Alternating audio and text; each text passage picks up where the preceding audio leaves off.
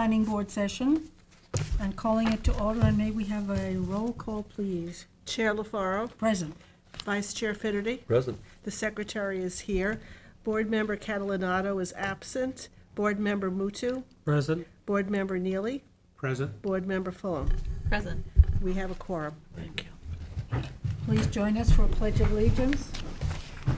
I pledge allegiance to the flag of the United States of America and to the republic for which it stands, one nation, under God, indivisible, with liberty and justice for all.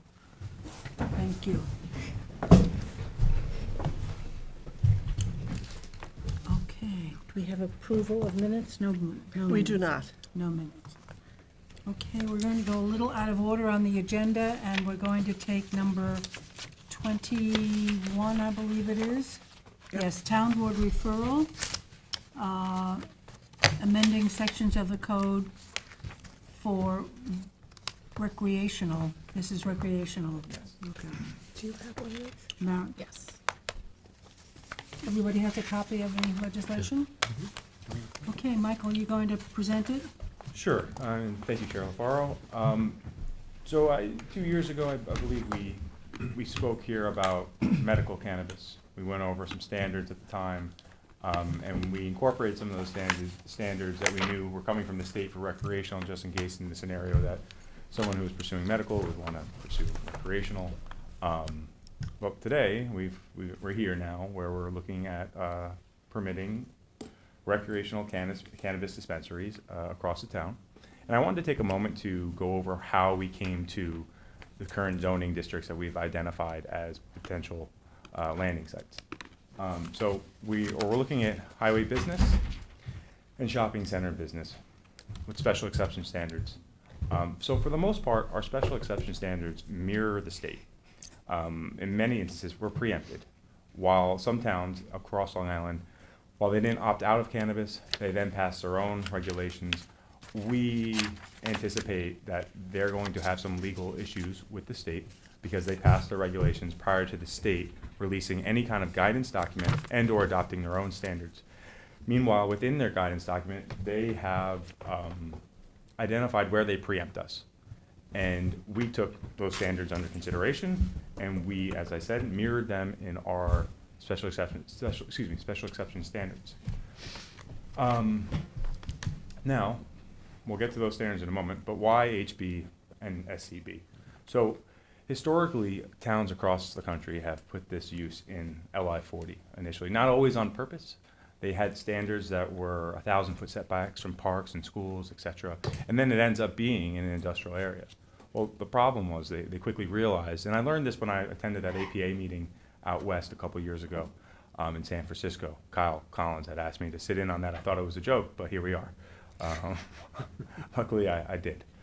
And what they found was when you have a retail use in an LI 40 or light industrial zone, well, you have a level of traffic that was never considered for that area. You have pedestrian circulation that was not considered for an area where they maybe have a cement factory or other light industrial uses.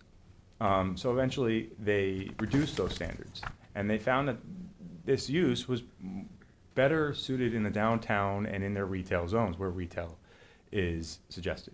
And so the research that later followed when we began pursuing this was a combination of cold calling police chiefs in Massachusetts, Colorado, planners, getting a feel for what are the issues associated with this use.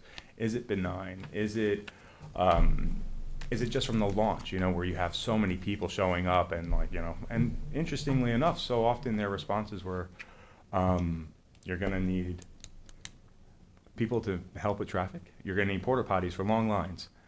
And that was the suggestion coming from a police chief. Not that this was increasing accidents or that the downtown had a seedier feel or anything like that. And this is the purpose of these calls, was to just kind of feel it out, to have a better understanding. And that's what we did. So when we thought about our zoning districts and where it would fit within the town, we looked at LI 40, we looked at VB, we looked at SCB, HB, and we realized that there are still at this time some concerns about putting in village business, children walking by it. Although the state is regulating how these buildings look, and there won't be, and that's actually, maybe I can show kind of what this looks like. That's why I brought this here, and I have to look up, because I don't have it over there. Or I guess I can look in front of me, I forgot. So, we have kind of an idea of what these cannabis retail dispensaries would look like. And at first I had assumed they would look somewhat like a head shop in New Paltz, next to a university town. What we found is they don't. They have more of the appearance of an Apple store. So this is an example. Every example here is a real store. These were taken from either Massachusetts or California. I think I might have one from Texas and a few other sites, but this is reality, not conceptual. So again, it has this kind of modern designs or not. They vary in many respects, but they resemble either bars, cafes, or some unique store that you've never wandered into that sells makeup. It could be anything. Their look and feel, there's a variety here. But what we're not finding is, again, the initial concerns that we've had over the years. From the outside, which I'll get to in a moment, this one I may or may not have witnessed or visited in person to confirm, and it does look like that inside. And from the outside, we're looking at buildings that look residential in nature or commercial, something you'd see in a shopping center business zone, or you would see on highway business. Columbia Care, we're not seeing cannabis signs. If anything here, if you see a cannabis logo or term, that's something that the state has already accounted for, and that wouldn't be allowed in New York State. But you can see how they advertise themselves, and from Columbia Care to Sanctuary, they're not using language that would necessarily make a kid walking by assume that it could be cannabis. And so that kind of played into our thinking behind SCB versus VB. Whereas SCB, again, while retail, you do visit an SCB site and you go to your destination and you often leave. It's not an area where you're visiting with your family and going for a walk after dinner. HB, again, it's for low trip generation retail. There are some concerns with regards to traffic, and that's why we're here. We wanted to hear what your thoughts are and what other mitigative standards we could put into our this code that we're missing. So again, this is a town board referral for your comments on how do we account for some of the things that we perhaps the planning staff has not been considering at this time. But you are all experts and really kind of have that perspective. So does anyone have any questions? Because I can keep going.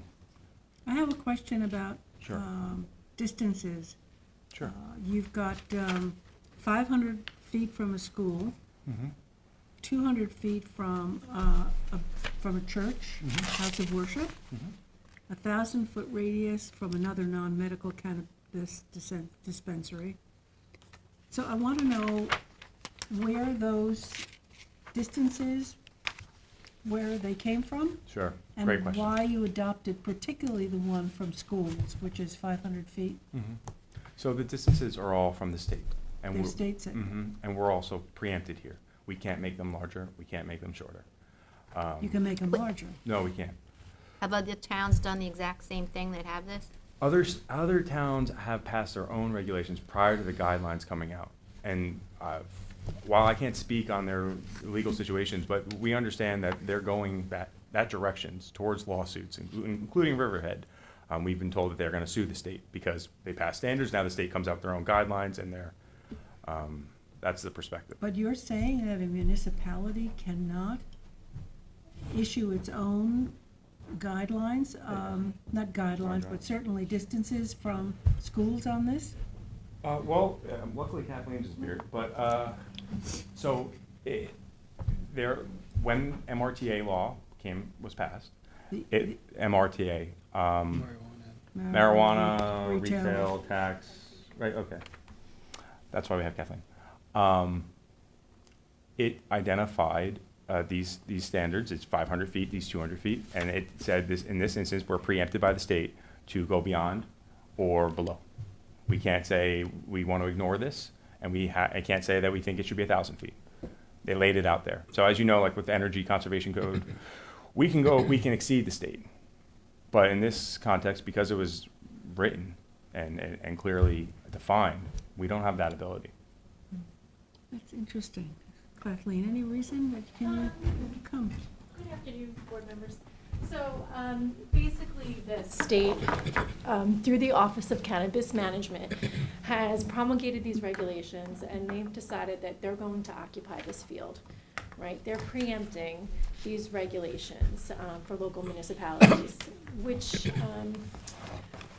I think is fair to say it wasn't clear at the time that the cannabis law was adopted into New York State law, that these regulations were going to be as detailed as they are in terms of giving municipalities more options as to where they place things.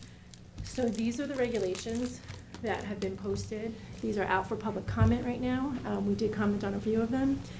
But as Michael indicated, the distances are articulated within here, and the state has said that we cannot change those. We're preempted from doing so. We really only included them just for lay folk and those interacting with our code to be able to easily find those standards, because also they include some measurements, whether you're measuring from the property line or measuring from the front entrance of the store. And so we wanted that very That's clear. defined. Right. And that's all from the state. Well, one of my recommendations then is completely shot down, because I was going to say 1,000 feet from schools, not 500 feet, but if we have no authority to do that. Yeah, and that was actually a comment as well, I believe, from the Hampton-based CAC. They had asked that it be stretched to 1,000 feet, and unfortunately, we don't have the option to do that. If the state releases that or loosens up those regs, then they notify us and we have an opportunity to amend. For sure, but I mean, at this point, because we've rolled out VB, HB isn't typically near schools. So we're already beyond most likely 1,000 feet in many instances because of just where the nature where highway business retail exists and SCB. And if you think about Bridgehampton Commons versus where Macy's is currently located and Wild by Nature. Okay. You had mentioned, when you're showing the looks of these stores, which do look very, kind of sophisticated look to them, but in reading real quickly the signage and everything, I don't see anything that, they couldn't put, the name Head Shop or Pot Shop and a, big leafy thing out there. So, It's well, actually in there. it's in the state. It's in the as well. state, right. Yeah. and Under it's- signage, page It 5. says, It's also on, it's in our special exception regs, Letter M. and number 4, and number 5, but in particular number 4 here, I think. Tom will address your concern. Signs shall comply with Part 129 of the regulations promulgated by OCM, including but not limited to a prohibition from using or displaying colloquial references to cannabis or depictions of cannabis, cannabis products, paraphernalia, or the imagery or action of smoking or vaping. And that is meant to capture. where is that in here? It should be number Page 4. 6. Yeah, Page under 5, letter, I saw Number 6. non-essential. Number 4 Under letter M. signage. Signage. number 4. 3, 4, and 5. On page 5. Okay, so And- I read the one above I it. Okay, printed thank it you, or out. one below it, thank you. And I And guess I don't another do double point to sided. make, whether it looks sophisticated or not, is not necessarily the point. It's the fact that it looks like a retail use. Right. It looks like retail in a sophisticated fashion, or it looks like retail along a highway business. And that was really the purpose of us pursuing this, and the zoning that we contemplated was, it's retail, it's retail, it's retail. Why Where would does they retail be belong? allowed 2 signs? 2 signs? Well, That's just an example. yeah. I'm not They don't apply to- recommending, And They it don't does say apply that they to- have to comply with the sign code, Madam Chair. Not more than 2 signs, it says. Number It might 1, be. on M's number 1. Correct. But number 3 does indicate they must comply with the town sign code pursuant to 330-200 through 210.1. So in the event our sign code only allows 1, that's what they're restricted to. And then just as a point of information, we have drive-throughs prohibited at the moment. Yeah. That's a comment that the town board, we have sent into the state, because as currently written, the regulations say that drive-throughs are at the discretion of OCM, and that they'll decide whether or not a drive-through is allowed. And so I can provide this board with a copy that of the letter the town board has written to OCM, asking them to change that regulation. They are required to respond to us, indicating whether or not they will make that change. So we're hoping that they do make that change, To because prohibit it. to prohibit it, because obviously, you know, the planning board is typically charged with deciding whether or not a drive-through is appropriate. And a drive-through is directly related to the time, place, and manner of a use. And that is what they're allowing us to regulate. Right, So we're hoping that they take that out. okay. This is really helpful to see the imagery, and I think it could be also useful, given the, you know, the constants that we have here, to plug it into GIS to be able to see a map of what is left of available zones, just for the, you know, to be Sure. able to look in the community. I mean, I could pull up Um, GIS right now if you mhm. wanted to. I mean, but if you think about Yeah. where we have SCB, there's not a lot. If we think about where Mhm. HB is, we're talking County Road 39, on the flanks of Hampton Bays. Yeah, between like if Mortimer you and pulled up Bridgehampton. GIS right now, could you just highlight those two zones? And I think it's useful, just to see that, right? Yeah, I'm just That looking it's a for the pretty GIS. confined area. Sure. And then there's additional standards that although the zoning at its face says it's allowed here, because it butts a residential use, or if it falls within that 500 feet, or a park. Right, so there's So minimal it allowances. quickly, the number starts to dwindle, and to some extent, that was done intentionally. We didn't want to have 10 cannabis dispensaries in this community. The 1,000-foot setback, so if one ended up in Watermill in the highway business zone, that would probably be the only one in Watermill. So the parking regulations would just be guided by the section of the code that it's in, like any retail Mhm. store. Or am I? Apparently I can't talk and look at zoning at the same time. Okay, so here we have our VB in our downtown Watermill area. Again, this would not be permitted as we move east. Starting at Deerfield, we transition into HB to Scuttleholm, or just the edge of Scuttleholm. So it gives you an idea of that, this is an area that could theoretically have cannabis. I'm thinking like just a litmus test, because obviously there's gonna be a lot of public attention to this, Mhm. that it could be good to, you know, even if it's like a multi-page little packet, to have, you know, sections that actually highlight the sections where could be allowable. I mean, I know that's a project, but I think when you're thinking about a fear-based response, it's Mhm. useful to, present the information really cleanly and clearly. And it's a little bit of a project, but Yeah, I mean, shouldn't take too given long. current staff issues, Sure. To some extent, it's nice to see what the applicants are gonna come into it. You know, we're not gonna get a rush of 100 different applications for this. There's going to be a few. These people are struggling to find locations. This was also a reason why we transitioned from thinking about LI 40 into, again, retail. Because there isn't a lot of LI 40 in existence, and the existing LI 40 that may have had interest in this was increasing the price of their rent, realizing that they had an opportunity. So I have yet to speak to anyone in the industry that has a location secured. Are you receiving a lot of public questions or feedback in your office? I wouldn't call them questions, mostly feedback. Okay.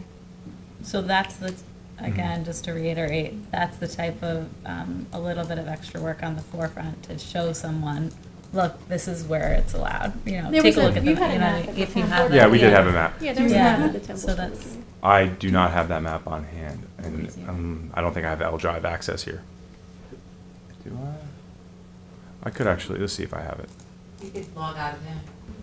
That would be helpful. Okay. Is there a minimum square footage for these stores? Or Not- maximum? No, but I don't think I think that's somewhat dictated by the market. This is, I don't think we're gonna be looking at the Costco of cannabis, based off of Well, product. we don't allow that Right. large a store anyway. I have a question for Kathleen. Is there a way to preclude these uses from applying in cases of non-conforming use, change of non-conforming use? I mean, it sort of hamstrings the ZBA. In other words, you have a automotive repair shop in a residential zone, and I want to change from one non-conforming use to the other non-conforming use. I want to bring in cannabis dispensary. Is there a way to structure the code where this would be a use that would not be allowed under that application? Well, if you remember, the town board has now taken the change from one non-conforming use to another non-conforming use under their purview. Right.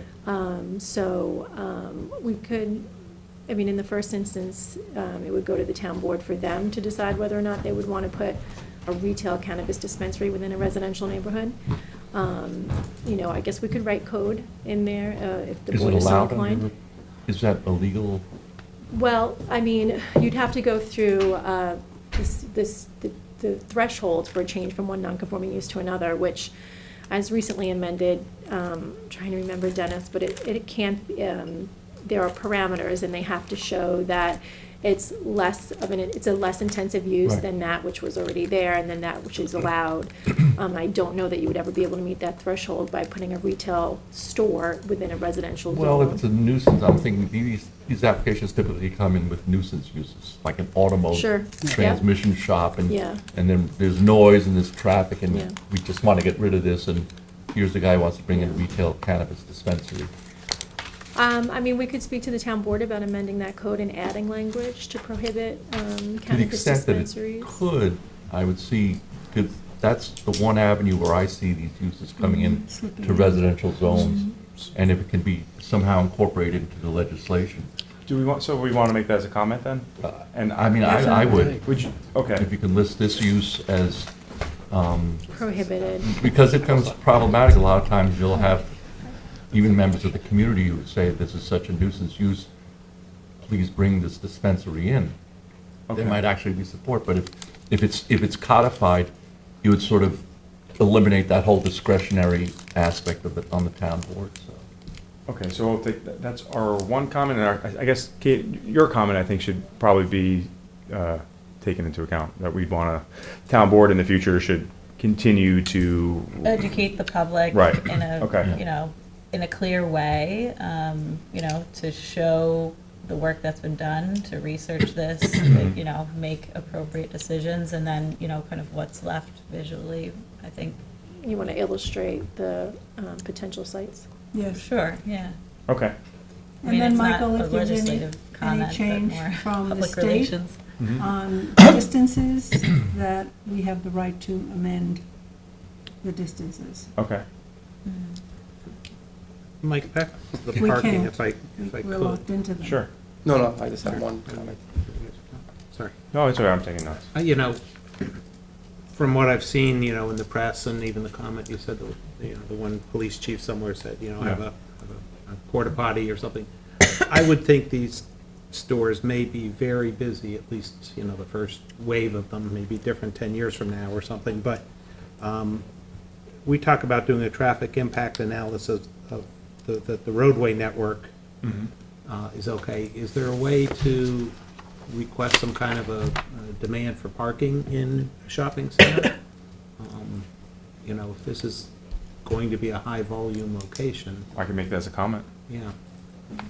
Does the state legislation talk about any limitations based on the economics of specific areas? No. No, in fact, the whole goal of this program is to target those areas that have been justice challenged and that maybe have more socioeconomic disparities. So they want to, the state wants to foster putting these retail shops in those Yeah, locations. kind of like liquor stores. Let's put them, you know, in the areas where, you know, it's to me, it's short-sighted, you know. Where are we gonna see the pawn shops and the liquor stores? Bridgehampton? No. We're gonna see them in Flanders, Riverside. That's what we're gonna see. Just before we leave that point, just because Tom had mentioned it, in that section E, there was a comment from the Hampton-based CAC that asked that be changed to a shall. The planning board shall request a traffic impact analysis versus the planning board may request a traffic impact analysis. So I don't know if this board has any strong feelings about a may or like that. shall. Yeah. I'd agree with And if that. we could throw the word parking in there with roadway, What about a shared retail space where a shop comes in and they want to take half a store and share it? I mean, is there any accommodation for that? As I read the regulations, no. You I mean, can't. the license that's being issued by OCM is very specific to what they can sell there, what they can have there, so, Is that all in that book? yeah.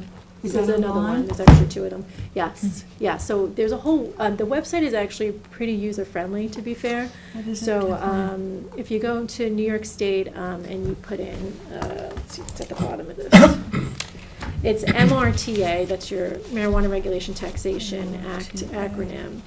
acronym. That has, a lot of tabs that are helpful. At the bottom, you can follow the state regulations, you can look at the comments that have been submitted, you can submit FOIL requests, and you can pull up the regulations. Okay. So, New York State, MRTA. MRTA, Yeah, I okay. think it's MRTA.com. This is there's actually two provisions that are out for comment right now.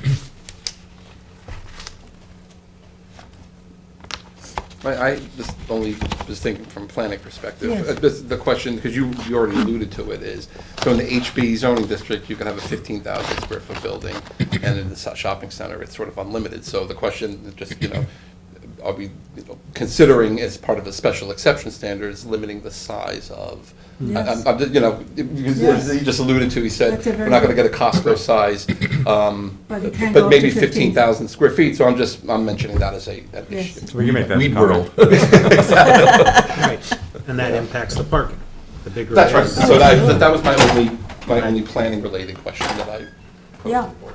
Okay. So you've got that? So how many points have we made? 6 points. Dennis's point, which I missed at first, so I was gonna rewatch it to get your point. About the economic, I don't know, getting back to what Kathleen was saying, does the state actually prohibit the town from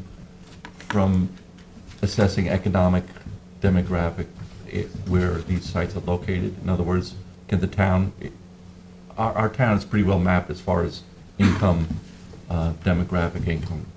Is the town allowed to preclude these in certain areas? I don't believe so, and I say that because, again, the entire function of this legislation and this initiative is to help people who have been, it's called justice challenged or, justice inclined, people who have been convicted of these crimes to then be able to have priority in getting licenses. Right. And so to take away those spaces where they believe they might be able to open and thrive, to me, the state would say that we're preempted from doing that. Well, the space is one thing, and the Space- licenses yeah, are license, two different. different You things, can secure a license and then open it in a space that's, But time, not- we're allowed to regulate time, place, and manner.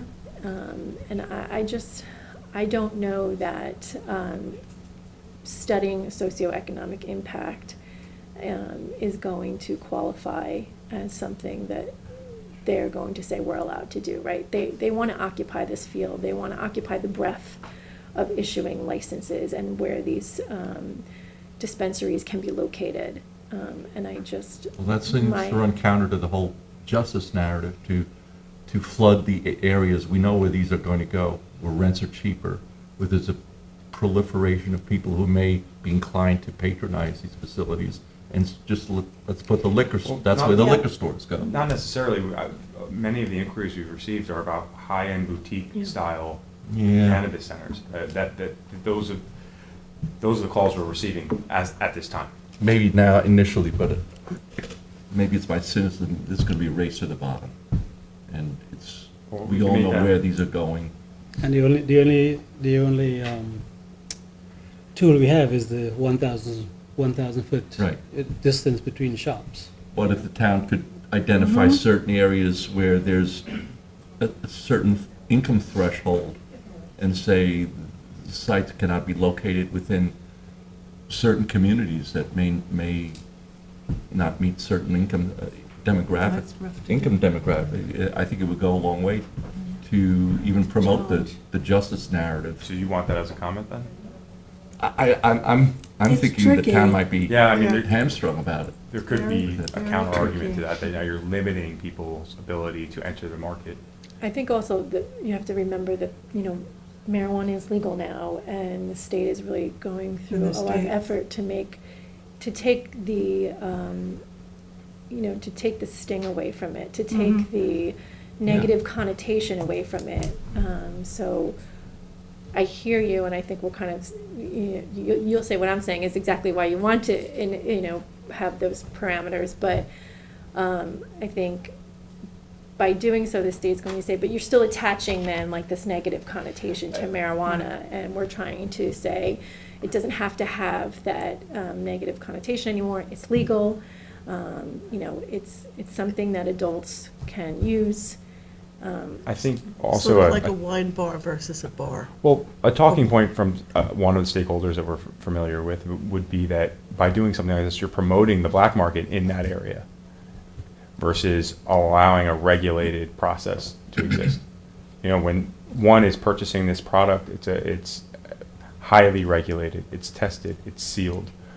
And if individuals lack access, well, they'll go to the markets they've been using for the last 30 years.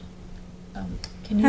Has the state informed you how many licenses that they have already issued, particularly for our area, and how many more they plan to give, or is it just an open-ended program? They've discussed it. And?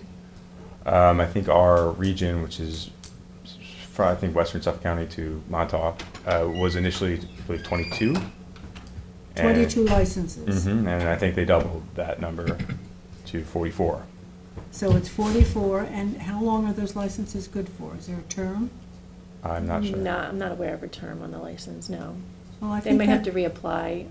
I think that that's a question that I would like to ask. Okay. I mean, even salons where they have Mhm. operators there, they have their licenses posted, and they have to Is there, renew their Their license licenses. does have to be posted. Mhm. That is in the That's in the regulations. is there any? A lot of these regulations do address the shop owner and how they have to Operate. identify and operate, Yeah. yes, which we didn't regulate because that's not our Yeah, purview, but. inside. So there's Yeah. a mechanism in the state to preclude surrogacy where people obtain licenses because they meet certain criteria and then just have an Sell it. operator come in to operate under their license. Yeah, there's a lot of scrutiny over who gets the license, and a lot of it is partnerships, but the person that has the contact with the justice system typically has to have 51% of ownership. Right. Yeah, but that really is left to the discretion of the state. They have promulgated those rules, and they are the ones reviewing those license applications. Yeah, there's ownership and then there's active management. That's I mean, another Probably big state liquor loophole. authority handles the same way, right? And then if there's like a complaint process where there's a violation, you can get it taken Right. away, and Yeah. that's the procedure, right? yeah. Could you just explain the process of, what the procedure is within the town if someone, like, they get their license from the state, right? And then they're gonna go through the process of, So in the starting first something up. instance, assuming they get a license from the state, if they want to open a shop in the town of Southampton, they have to, between 30 days and 6 months prior to opening or making the application with the state, they have to send a letter to the town notifying the town of a bunch of specifics, most notably where the location is, what their business looks like, where they want to, who's involved in it. And then the town has an opportunity to weigh in on that and to say whether or not we think it's, as a town board, whether the town board thinks it's a good idea, and why.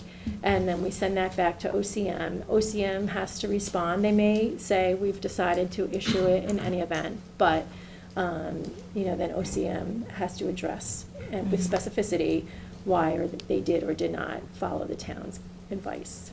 so could we put somewhere in here about a referral to planning board so that we could have a look at it and provide any feedback in regards to traffic or, community planning? They will have to come here, it's special They will exception have to section. do Yeah. Special Yeah. exception. Okay. Oh, yeah. So you'll have So that Thank you. opportunity. That, sorry. Yeah, So that's that why I was wanted the to know, first like, step what's with the the town board, right? So that, backstop? assuming they did get the license to continue to move forward, then once they identified a location, Yeah. then they come here and have to follow the special exception standards. Right, okay. So there's a number of backstops and opportunity for public input and. Yeah. Okay, So, thank you. I forgot what I was gonna ask you. It'll come back. Sorry, sorry, Chuck. And we have, the town board has not yet, the letter has to go to the town clerk, and we have not yet got any of those letters. Okay, I remember my question. You said 44 licenses yeah. were issued, Conditional. not for the East End, but for, Western Suffolk County to Montauk. so all of Suffolk County, Western Mhm. Suffolk to Montauk, everything. Anything, is it site-specific? I mean, did they say Southampton, you get 10? No, it didn't say. No. So all 44 could potentially land here? No, it's not how it's gone historically in other states. But I don't, it's an unknown, so I don't think we can speculate. So I'm just Yeah. saying, 44 have been issued, state can increase that by another 44, depending on revenue, et cetera. It's Riverhead, Southampton, and Brookhaven. Brookhaven, okay, And then obviously it's available on the reservation as well. right. Right. But so Western Suffolk, Is Brookhaven Is- only? well, that's not even Western. No, So- it's So is that, central. no Islip, no, I don't think that. Those 40 towns no have opted Huntington, out. no Smithtown. They have Right. not opted in. Yeah. Yeah. So this is the litmus test that I'm talking about, where it's a lot more work on the front end, but with the confines of the law that you have, you could say, well, only this many would fit within Southampton town, Well, Except to like, Based on- put, if we're looking at this map, if I was to say one's in that SCB, well, that would most likely knock out the VB. Then we have the VB by the school, well, that's knocked out as well. I mean, it does Yeah, so get to a there's maybe smaller too many, number. Yeah, yeah. it's like we're getting really into the Do you have minutiae. that? Do you have that? Well, we're looking base? at a map here, and sadly, it's not Well- loading that well. But if you can see, the LI 40 zoning shouldn't be contemplated here. This is an older map. But these setbacks in orange and blue are setbacks from parks and community centers and schools and churches, et cetera. So you quickly begin to realize that although we're allowing an SCB, bear with me one moment. VB also shouldn't be on this map, but you end up with a lot less parcels than you think. Right. And now, if any of those parcels are abutting a residential property, they have to have a 100-foot setback, which might, again, so it's, So Mike, did you actually map it? Yeah, I mean, this- are there yellow dots where these can possibly go? I well, don't we quite have understand the that. negative space, Right, you know. it's where the opposite, yeah. which is good, yeah. Like, if we're allowed in VB, which it's not, it would be this, this section. I mean, as of right now, based off our current zoning, it'd be very difficult to have a cannabis dispensary in Riverside. Just by, we don't have a lot of SCB there.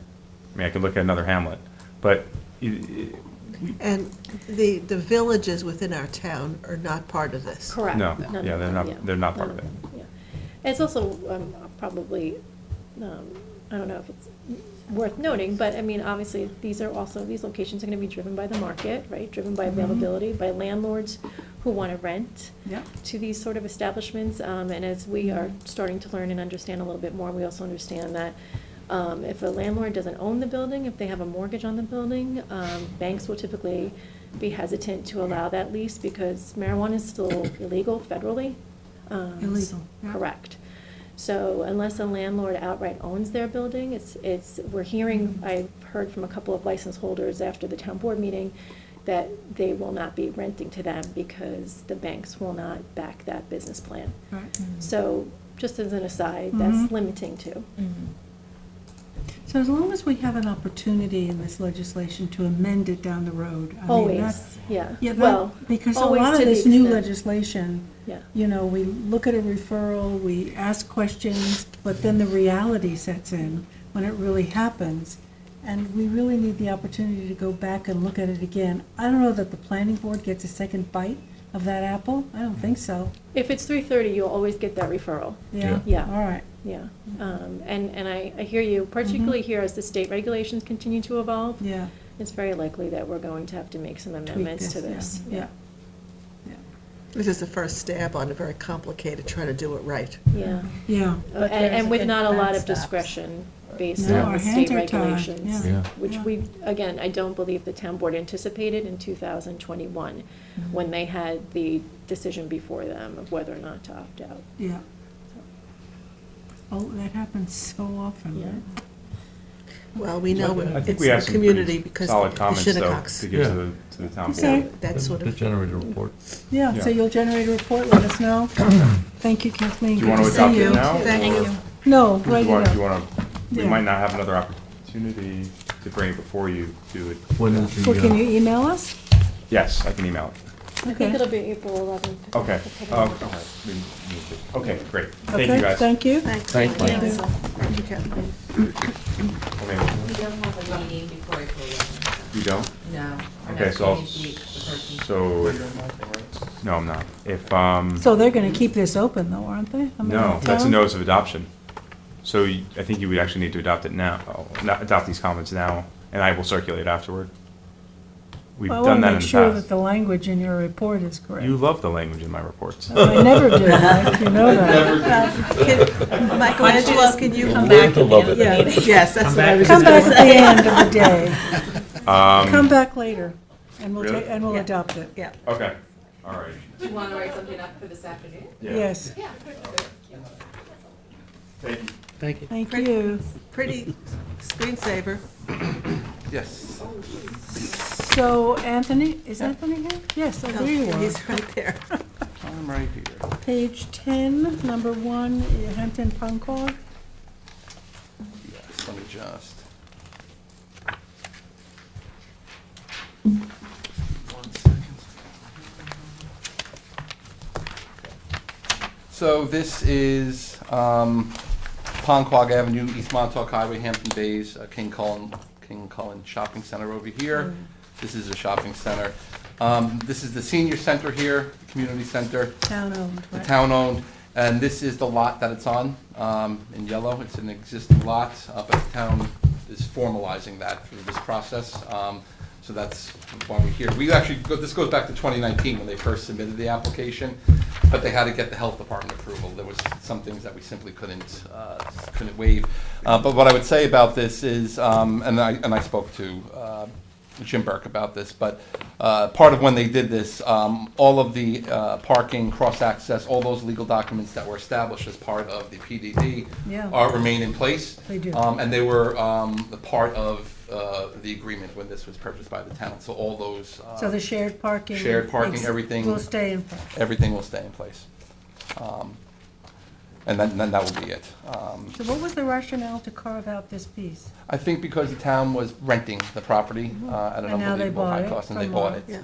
Yeah, So it just, put it into their coffers and out of the. right, so it is a separate parcel. It is of a the separate shopping parcel center. already, yep. You see any issues here? Yeah. No, but the reason why I didn't do it last time is because my one issue is I wanted to make sure all the parking, public parking Yes. agreements were still in place, which is And the they reason are. why, and they are. Anthony, right, so the area in yellow, That that's was the now town. town-controlled parking. Yes. Well, it's town-owned property with a public parking agreement on there. Anthony, Or- do you state that in here? Can That- you? Let me, I will if I don't. I think it's important. Because on the resolution up here, I say the subdivision is designed to formalize the town's purchase of the existing town hall annex and senior citizens building with no additional development, no changes to the shared parking and cross-access agreements. As a result, the planning board finds the proposed subdivision does not jeopardize the interest of public health, safety, and welfare, and therefore is consistent with the subdivision waiver provisions pursuant to 292-18 and 292-44B1 of the code. And then I go on to recommend waiving the public hearing, and then recommend approval of the maps. I do ask for the Mylars and the paper prints, because I actually don't know what the county does in situations like this, so we'll just stick with our process, and if they have something easier for them, God bless. So it's not a town-owned, town-controlled. Yes. Well, it's town, Not in the sense, could you consider it a municipal lot? Like the one behind the post office? Yes. Or the one behind yes, Candy Kitchen? 100%. I believe absolutely 100%. That was the part I don't of know if the entirety is a municipal lot, but everybody who uses a municipal building will have free access across the entire portion of the lot.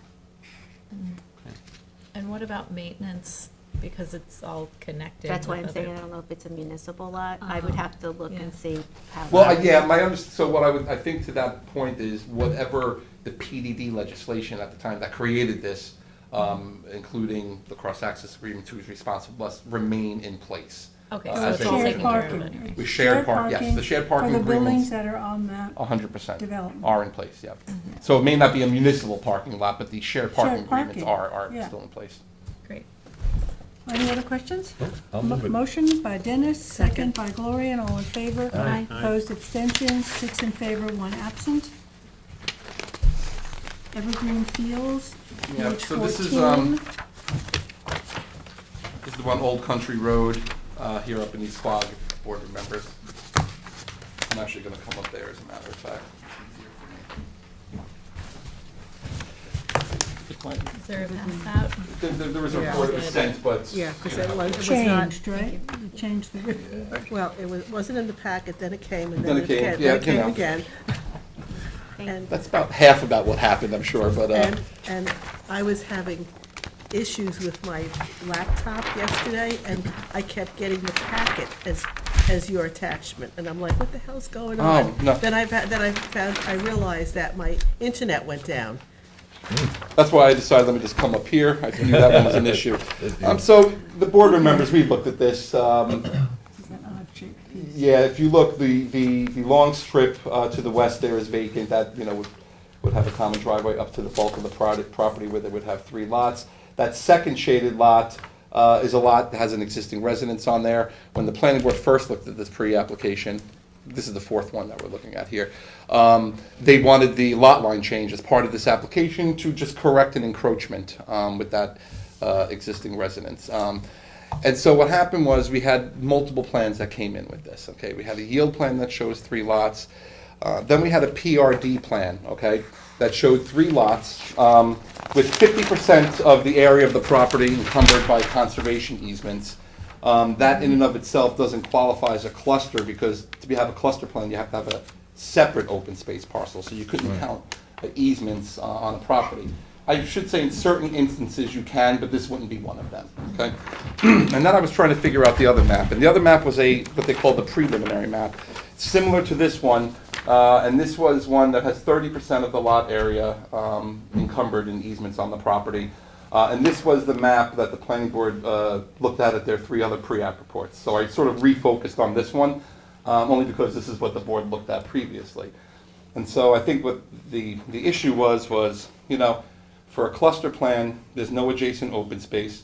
The Trails Advisory had no recommendations for trails. So the question is, can we accomplish what we want environmentally without a cluster plan? And I think that's what the rationale was, at least in the reports that I looked at, said it was a compromise between the 2 plans.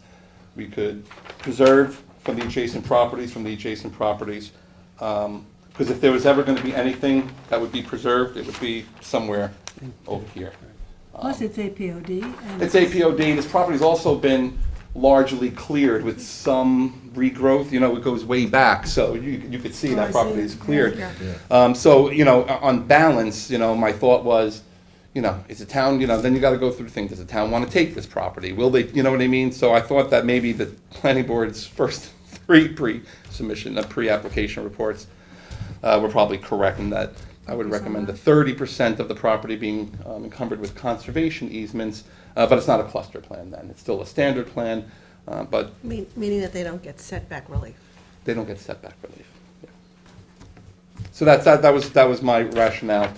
And so then I have my little report here, which quite frankly, Who's the applicant? Is he here? Randy's here. Randy. He's doing a great job. You're staying I quiet. appreciate that. So actually, let's just go to the page, let's go to page 4. We'll talk about the referrals that came in. The Office of Fire Prevention, which is recommending a fire hydrant at the end of the very long driveway. So that was the big thing with that. Conservation Board came in with their comments. They always prefer the larger 50% preservation. But they would like to see some preservation, and obviously they So were. why didn't we do 50%? It was a compromise between whether or not a cluster plan was really warranted in this case, given the inability to connect to any other open space, versus what really needs to be protected on this property, and can we do it in the form of easements as opposed to an open space parcel that'll be presumably dedicated to the town if they were interested, that doesn't connect up to any other town open space. So that was the rationale for the 30%. At least, again, I'm going back on 3 other reports that were done. And so that's that. We did the referrals, fire prevention came back with comments, conservation board came up with comments, which are in the report. They're pretty standard comments from the conservation board. At the fire, it's, how do you get a hydrant? They're recommending a yard hydrant? Well, let's see here, they are recommending, Their referral. Is that the very end? at the end of the common driveway. So that's down on the road. 14, they're asking for one in a common driveway. I don't, I mean, the water authority won't send the water main up the common driveway. You can get service lines. you get service lines, so the question is it maybe something other than, Yeah. like a sure. cistern or something that, you know, I don't know how much water pressure you really ultimately Yeah. need to have a hydrant, so that's a very good question, actually. Yeah, to have a hydrant. I was confused whether they wanted the hydrant at the end of the driveway on the road? Or back there? Yeah. Okay, Oh, yeah, all the way up It to the very says- end of it. It says at the end of the common drive, which At the end of the common says driveway. all the way I up to don't the know. very Just top. So it's way inland. down. It's inland. I think they're gonna run down with the water.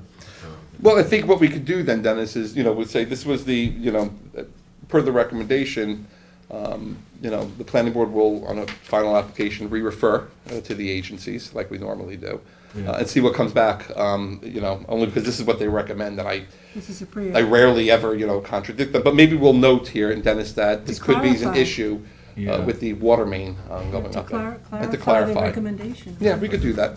Okay. So anyway, let me just go back there. And Trails Advisory didn't have any, anything. So recommendations, again, recommending the preliminary plan with 30%. I think it provides the necessary environmental protection while giving some reasonable building envelopes. And as you could see, the building envelopes aren't particularly large to begin with, so, 3. So as you can see, they're fairly limited to begin with. And number 2 is just the point that if you were doing a PRD plan, this is what the requirement is. The board's not gonna go with that, but that is the requirement. Compliance with the town engineer, there was just a lot of common driveway requirements, all the typical, you know, coefficient information, the speedies requirement, the SWIP requirement, I'm assuming well, there'll be 3 legal flag lots, it will be 1 driveway. common driveway. Yeah. Which I don't say in here. We'll I get was that. conf- I was That's a con- rare that I miss a I common was driveway. Right? confused. Go I ahead. think it was listed in one of the plans, but not all of them. Gotcha. Number 4, the property is in the central pine barrens, even though it's largely cleared. The applicant should submit demonstrating compliance with the CLUP standards, which we also go through at the time of the final application. This will be an unlisted action under SECRA, and we've been asking all the applicants to submit the long forms. It's just better. Yes. 6 talks about the long-eared bat, so we will always impose a condition or a covenant that puts them on notice with the DEC. 7 talks about the limits of clearing. And so what'll happen is at the final, I'll go back out there, verify all the clearing, and make sure that the map at the time of final is correct so we can impose the proper clearing restrictions as may be applicable since a lot of the property's been cleared. We will limit the fertilized vegetation to 15%. Number 9 just talks about verifying the calculations, because if you look at the various maps and don't, and Randy and I have looked at the numbers are a little bit confusing. You gotta take a calculator out and really add them up, so we're gonna have that fixed. Number 11 just talks about transfers to be in conflict with the flag lot for proposed 2. I was looking at an older map, so to be quite honest, number 11 could come out. 11, it doesn't show that problem on here. 12 talks about the requirements for a SWIP, anything over an acre of disturbance, obviously. 13, a single common driveway and utility easement shall serve all 3 lots in the subdivision. I note in here it says conservation easements and driveway, because I think on one of the lots, it shows the flag lot, but it shows the easement going down to the bottom. I don't know yet if that's okay or not. It's not the driveway or not the flag that's going to serve the lots in the subdivision. But whether or not we could actually have the easement in there, I don't know yet, so. It shouldn't be in the easement. Yeah, so I think I'm just, I think we'll, I'm just gonna note that it appears that there's a conservation easement in the driveway, and this may be, Anthony, what about archaeological? it's not in the archaeological sensitive area. Oh, it is in the archaeological sensitive area, sorry. So an archaeological So is, 16. yeah, I'll put that in there. Okay, 1A. 1A, it's 1A, 1B. 1A, actually. 1B. 1A, 1B. So 14 talks about the hydrant issue, so we'll get clarification. 15 is the health department, well, I'll put 15, I'll do the requirement for the archaeological report, phase 1A and 1B, and then the health department approval for this. Anthony, can I circle back to number 6? Yeah. Where are we envisioning going with that? With the bat thing? Well, does the DEC have the ability to set windows of clearing? Yes, that's what it is They already primarily. did. It's a And how would clearing. I can't think of an application where we've imposed that. Does it apply to all lots? It doesn't. We've been doing, because it's popped up more recently, as you know, we've been seeing Right. it a lot more. So what I've been noting is that we've been putting a notation on the subdivision map, and I believe a covenant that says this property is located within, and the applicant will be subject to any New York State DEC permits for clearing, or, I don't know exactly It's a what the language particular is. period that you can clear. It's a Right, particular it's like period from that you can November clear. to January. Who administers that? The DEC? So you go into file for a building permit, what happens? You raise a very, very good question. What we can do, on the final, now that you raised the question at number 6, is perhaps, It's can more we than a require? map. When we have a multi-lot project, which we won't name, we have the ability we can incorporate that into the approval process. But here we're creating single and separate lots capable of building permits other than. You could put in a covenant that A says covenant. prior to the issuance of any building permits, the applicant shall submit a permit or something from the The DEC DEC. demonstrating they're in compliance with it. DEC issue permit? They issue, You're not gonna issue a permit, you'd have to like put in some type of either affirmation or some verification that you're in compliance with the DEC rules as it relates to clearing during the time of the long-eared bat. So they'd have to submit to They'd have us to some submit to us if they verification. did something prior Well, to that's the better than release of a nothing. building permit. Yeah, that's better than nothing. what's your thought? Okay, this is a first. We always like firsts. It's interesting because the way it works with the DEC is it's not a permit that they issue. If you're within the area, they just tell you, here's tell you. your period that you could clear. If you want to do anything beyond that, now you have to come to the DEC and ask for a taking permit or whatever the actual Right. language is But to the- go beyond. But the then- question is, who supervises The DEC, DEC. it? They're around? Do you want me, Does the applicant they have any skulk thoughts on this? around? I like your idea where I think you provide affirmation, Randy, you have to come up and give us your name for the record. Have a You seat. can sit. birthday, favorite color. Randall White Road, 36A Montauk Highway, Squad. I think a good idea would be to provide some sort of an affirmation with your building permit application, stating that this is the window of opportunity for clearing. So that way you're putting the building department on notice. I'm reviewing it during this time. I can issue the permit now, or I have to withhold it. So this is probably a good conversation to have with the building department, to be honest with you. I was gonna say, because here's what's gonna happen. Because this is People the in the third zone, application I have. once they find out what their They're gonna zone, clear. they're gonna go in and do their clearing, which they're allowed to do, and then they're gonna come in and file their subdivision application. What about like Okay. having to notice for clearing, and provide an affidavit that you've noticed? Because then, like, in the templated letter for noticing, it could say like, and per the DEC, it's only allowed during this time, so then you're relying on the neighbors to kind of like watch over that, because they're right there. Yeah, but you have to put that on the applicant, which is then making the building department aware. So I don't know, that's probably for a covenant thing, because you file covenants with I your would do application. a deed restriction, that you show it up on the deed, you make it a notation on the map, and But- having them sign off like you do, like you're aware of the driveway provisions of town. Right, right, right. You just do the same thing, and you say you're aware and acknowledge that the DEC, the long-eared bat window as enforced by the, because we don't have an enforcement. No. So, I mean, they can violate one of our covenants, and then we can say I they're don't know about a violating. deed restriction though, because that's like a cloud on title. What if that period changes Why? over time? What if the period changes over time? Or is there after duly adopted? It's always promulgated by them. So whatever the law of the day is the law of the day. So maybe We what- can work it out. So maybe what I'll say, Dennis, to that point is the planning board, we'll put a note here, the planning board or the something about language will have to be at the time of the final application included as a CNR or a map notation that addresses the DEC clearing matter. We did it as a CNR on other ones. We said that they understand that they need to comply with that, and we made it a CNR. That's how we did it.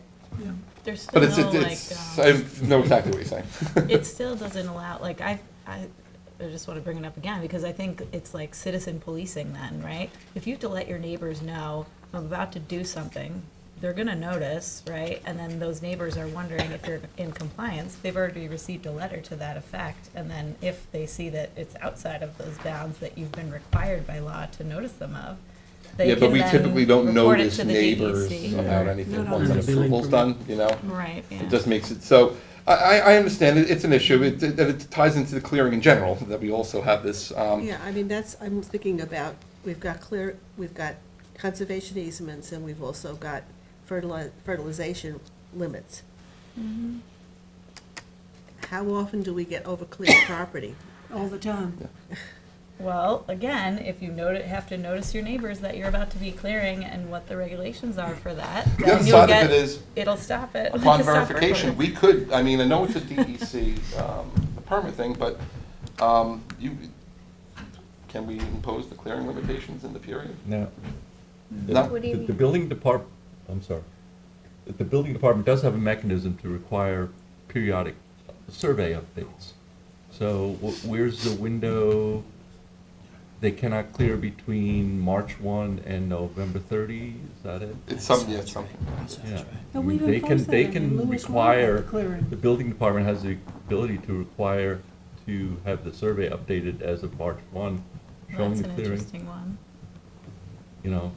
And Does the building department look at all clearing, all building permit applications with No. the window of the No. long-eared bat? I think that's really a conversation for the building department. Yeah. And they should post it, they should have it in their regs, I would say.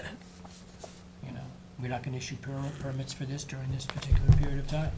Well, the it permit is addresses good. the It's long-eared good, bat yeah. issue as well It's as kinda- like these clear. overclearing, plans that are coming in, the permit's good revegetation for 2 plans. years. Well, look, the thing is, we know it's in the endangered, area, it's noted in there. Let's see what I could come up with, at the final, since that's a pre-application Maybe at this talk to the point. building department. Yeah, I'm going to. Work with Christine for the language, Yeah, for sure. and This is pre-submission. Yeah, also pre-application, include yeah. Jeff in, because he's got all these overclearing situations. Yeah, so- I'm sure that. I mean, if we revise that whole clearing plan that we're talking about. Oh, yeah, yeah. is that We something were like talking this? about an administrative process. Yeah, Right. yeah. Okay. Alright. No, the issue's noted, Dennis, it's valid. And that's all I have. More aggravation. That's okay. No, important. Thank you. Okay. Big bucks for it. I'll move to adopt the rule. Thank you. Motion Second. by Dennis, second by Second. George, all in favor. Aye. Opposed, abstention, 6 in favor, 1 absent. There's right there. With my items, yeah.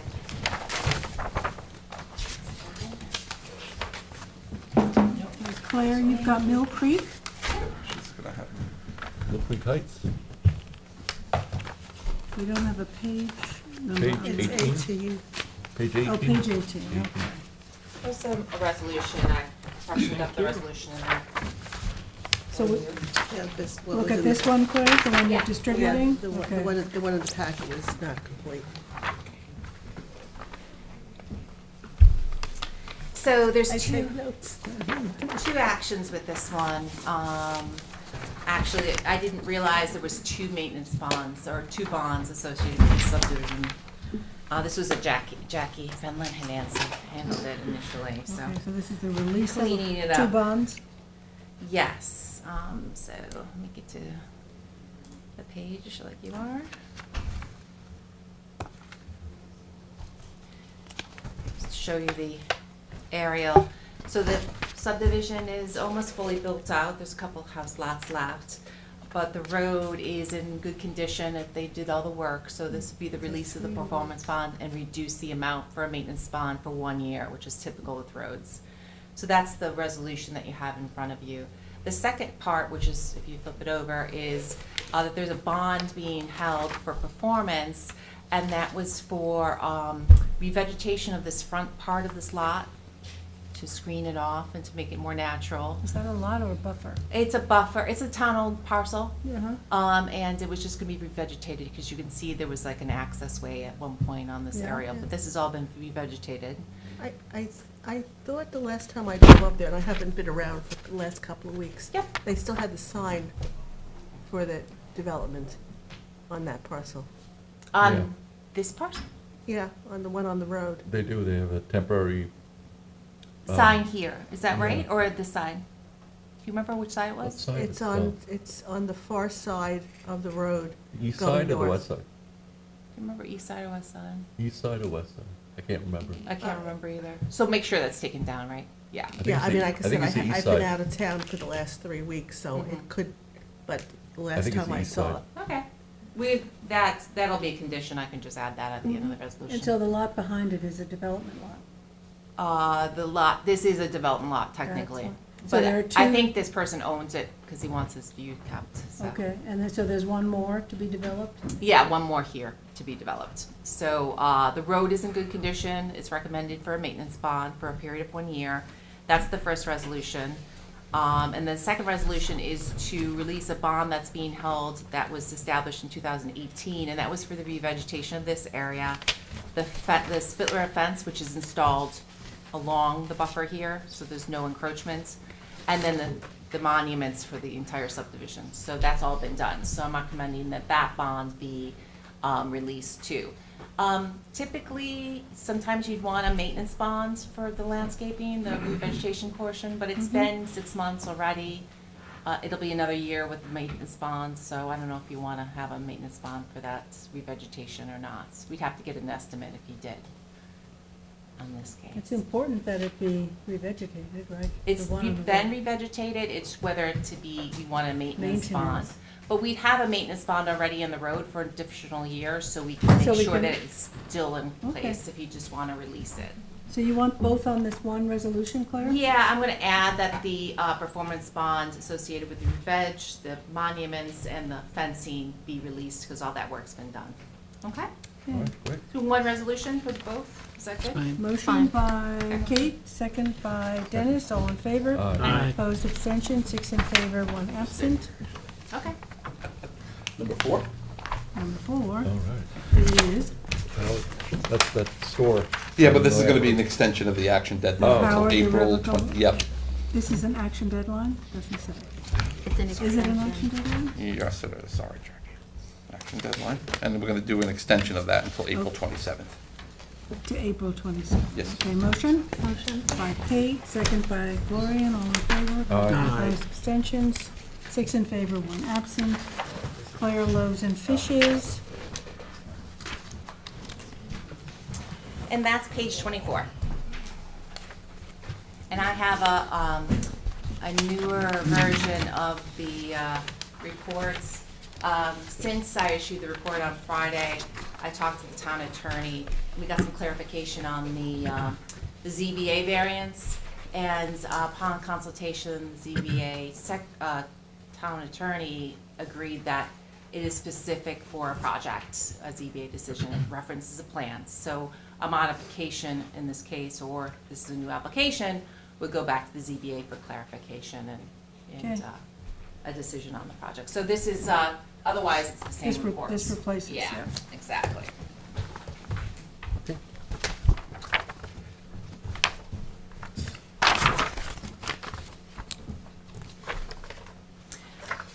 And in addition, there were some public comments that were received, and I included those comments. They're under the comments received during the provided 30-day written comment period. You want me to read them in the record? Sure. Okay. New application significantly different. Application must go back to the ZBA, especially with regard to the 50-foot transition rear yard buffer. There were previous covenants for landscaping and conforming lighting. Retail uses spend less time on site and will cause a steady flow of traffic. Property is advertised for sale. Thorough traffic and environmental review is required. Identify type of retail use and details of residential use. Support a greater buffer to the northern property. and relocate the residents to the north and relocate the parking to the south of the residents. So, otherwise, it was the changes that we had discussed at the last application. And then under 4 for the variances, the last couple sentences have been modified. Upon consultation with the town attorney, variances are individual to the project and reference specific plans. If changed or modified, the application would have to go back to the zoning board of appeals for determination. If you wanted me to add any additional language, I could discuss. Because the original, you said it was gonna go to the building inspector too. And we Usually looked with at- use, yeah. We and looked at Christine- that, there's no provision in the code for it to go to the chief building inspector. That's not something that he would weigh in on at that point. That, Planning would take a that was position. that was my question. Yeah, So we got a clarification on that. Yeah. Yeah. That just seemed like an awful lot of power in one person. So we're talking about the buffers. Yeah, buffers. Planning is requesting a review of the parking design to increase the rear buffer. Okay, I have a question about the residents. Carl, do you want to come up?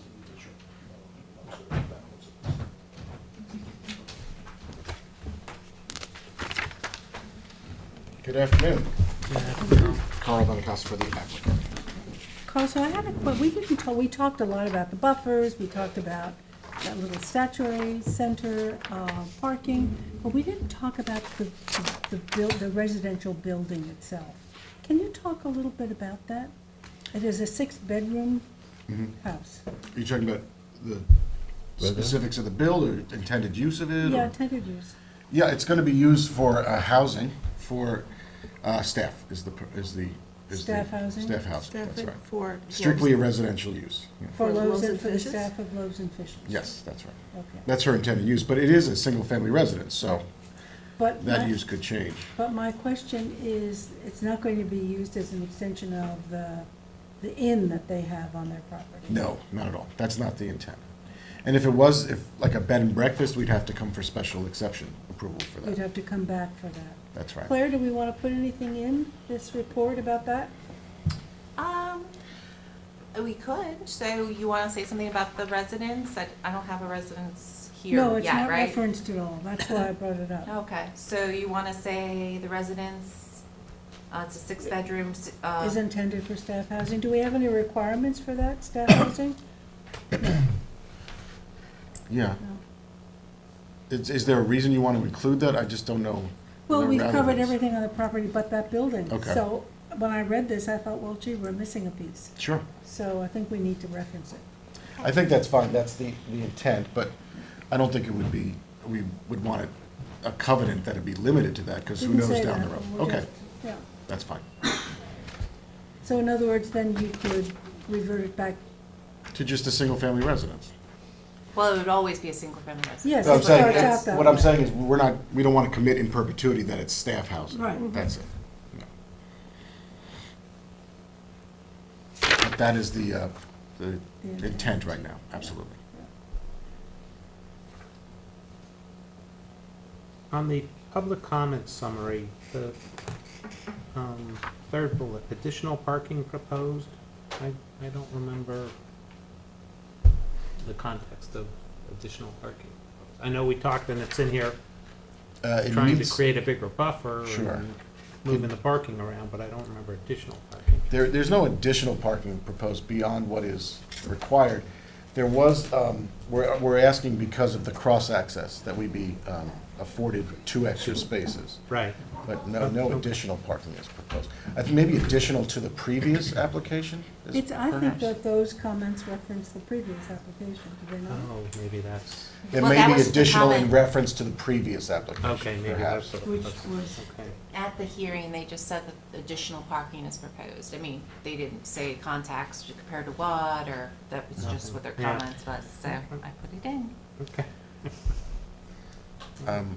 If you recall, the applicant originally wanted to do this as an amendment. So I think in the context as it was originally presented was as an amendment. But as you know, the board wanted this as a new application.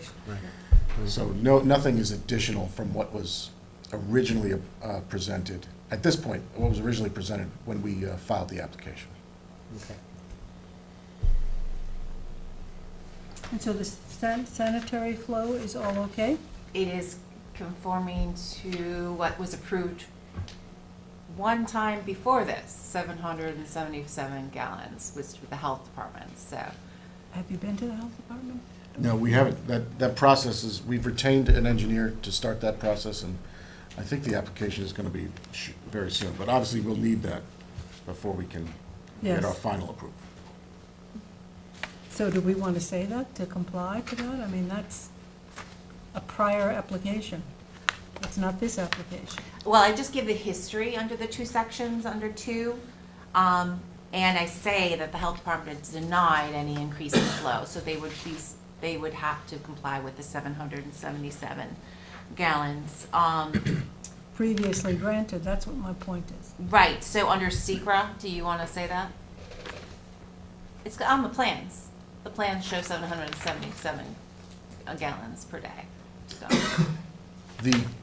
And I don't want to muddy the record anymore, but the most recent iteration before this required credits to be brought on site. That's why you didn't develop it, right, Yeah. that way. This one does not.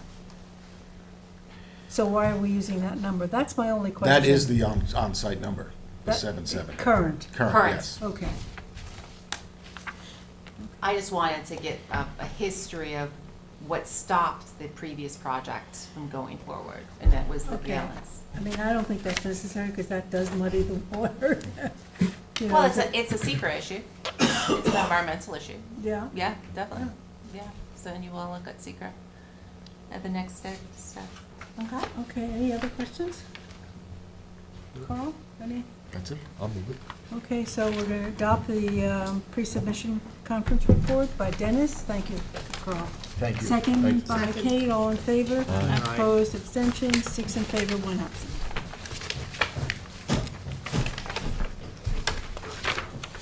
CVS, Claire?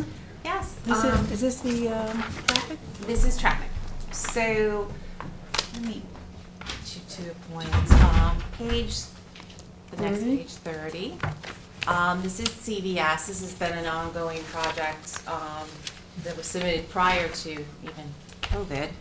But in November, we received a updated traffic report based upon a plan, and the plan is attached, which indicates cross-access between the subject property and the property to the east, which just on the face of it is a good plan in that it causes circulation, you can get to a light from the different sites, and providing the shared and access will hopefully, improve the traffic for Is the that in property. place? The applicant's been asked and has secured a preliminary agreement with the neighbor to do this. So, based upon that plan, they provided a traffic report. You hired a traffic consultant, which is rated by us, and he is here. Come up, Ray. He provided a report, just comments on the traffic study, and the applicant's traffic consultant is also here, so we Okay. can Well, let's hear from Ray. refine this. How are you? Hello, Hi, nice Ray. to see you all again. Is it raining? It's off and on, It was there were big drops when I came in. yeah, and then it stops and resumes after a while. Okay, so I don't know if you have my memo in front of you. It's do. here, Yes, yes, Two-page. it's in the packet. Yeah, two comments, actually. Yeah, The first one is pretty straightforward. First of all, you all know that Montauk Highway is maintained by the county, so anything, we had suggested could be done would have to be approved by the county. The county would have to agree with it. The first one just talks about accident history in the eastbound direction, because a lot of the traffic going to this change in development at this site is going to be coming from the west. It's going to be heading eastbound on Montauk Highway, making a right turn. At that point, Montauk Highway loses a lane, because there's that second lane east of 24, and it drops. yeah. There was a warning sign that says the lane drops, but, the thought here was there was a good number of accidents occurring there, which are merge-type accidents. That's right, at Springfield? Just Yeah, before right you before get Springfield. to Is it Spring? What's Spring? across the Springville. street? Yeah. Springville. Yeah. Springville. Yeah. I have the same problem. It's Spring Massachusetts. something, right? So it's the stretch between 24 and Springville. Right. that you're- Yeah. You have two through lanes, and then And then that it merges. right One lane. lane All right. becomes a right Yeah, turn turn lane. lane, So it's a you have to Springville. get out of it, and there are some merging accidents there, which probably is because of that, even though there is a warning sign. So what, Are we still gonna have a curb cut from Montauk Highway into that? Yeah, the plan Yes. shows a curb cut Yep. on the eastern With end. a right turn going out. That's a combined Okay. entrance. Yeah. So you For don't, Hamlet you don't Green to have to this make site. the right turn on Springville to get into the CVS. No, you could do right it now from you don't Montauk. have to make a right turn. Yeah, I Yeah. just wanted to confirm. so what that first comment's talking about, how about putting a sign like this? It shows the two lanes, it's a warning sign, it's black Yeah. and white. Ironically, or coincidentally, on the northbound, Springville. Springville, now you got me Yeah. confused. On northbound Springville, They there is had one that. of these signs Yeah. showing Yeah. which how the lanes, I think it'll be helpful in maybe preventing some On the merge eastbound side accidents. of Montauk Highway? So this would be on the you're eastbound side, yeah, over the sidewalk probably, because it's not that wide, it's only two lanes there, talking- Right, because there's no left turn lane at that. because it merges and then it kind of splits again a little bit. Yeah, so this yeah. would probably help get people, this one might have a I mean, it's a second sign, so it's a. And where is this sign gonna be? Is it on the ground or is it Yeah, up in the? it's on the ground. Okay. Now, overhead would be Yeah, yeah. expensive and unsightly, Yeah. and having it on the ground, like there already is one on Springview. Bill, Springfield. Bill. Springville, I'm gonna write Like it. Hooterville. Bill. Ray, typically from the intersection, how far back? I mean, there's the bar, the big, then there's the ice cream, what is it? Murphy's? This should go at exactly where the right turn lane begins. So that. Oh, right at the right, Right so, by Yeah, Maxuman right, Restaurant. right where it becomes an exclusive right turn lane. So maybe where you have the first right turn arrow. should on be the further pavement. away See, so if I- people can make plans to, I believe this goes right at the point of that lane Okay. becoming a right Oh, I turn can lane.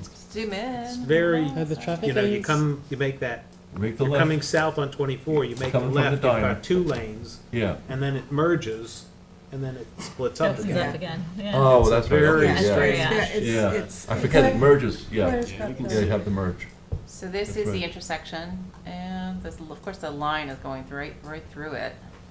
Yeah, I mean, Yeah. they, But it's right here, Right where your so cursor is by Oh. that driveway there. Yeah. Oh, Well, here. actually further east. it where you starts see- where the, here. where the You see white the car word is. only, that's where the sign should go. The Just first, past the, just when you get past the parking I lot. think when right you about where enter your the- cursor is. Yeah, right? Because I see the dashed line here. Yeah. It starts right here. So here, so that's an open site. You could put it right here. This is Yeah. Gemelli and the Yeah. bar. The Jamelis, yeah. Now, Ice we cream. would Ice ask cream. the county to do this or get permission for the developer If you to- just from forward the these, county? these comments to the county, they could take a look at it and say, okay, Right, you know, and then we could mark up the plan can and show ask. where we'd go and, right. yeah. Okay, what's the second one? Second one's a little longer, and it talks about parking generation. The applicant's traffic engineer did a very thorough job on the entire study, both the intersection traffic generation, the shared access, talking about the shared access, the location of the access points, assigning the traffic around the site between the two sites, now that they're gonna be connected, shared access. So the parking, they needed to generate or estimate the parking for both the CVS site. So they actually did something in 2019 in August where they looked at existing parking, which was, 2019 was good because it was pre-COVID. So at least it's not 20 or 21 where you might be concerned about some of the information. So they looked at the parking generation based on existing, actually counted cars there during various times of a Friday and a Saturday, I believe. Saturday had more parking, so that was the critical period. And then they estimated the traffic for Hamlet Green using a shopping center use. So I don't think I need to, the parking generation report's a little difficult to get through, but it's an online That's thing. why we have you. Yeah, So well. explain it to us in English. Yeah, well, I'll explain it and then have some comments. But I'll just hand these out just quickly. I don't want to spend a lot of time on this because this is maybe too much information. We'll pass it down. Okay. Thanks. Thank you.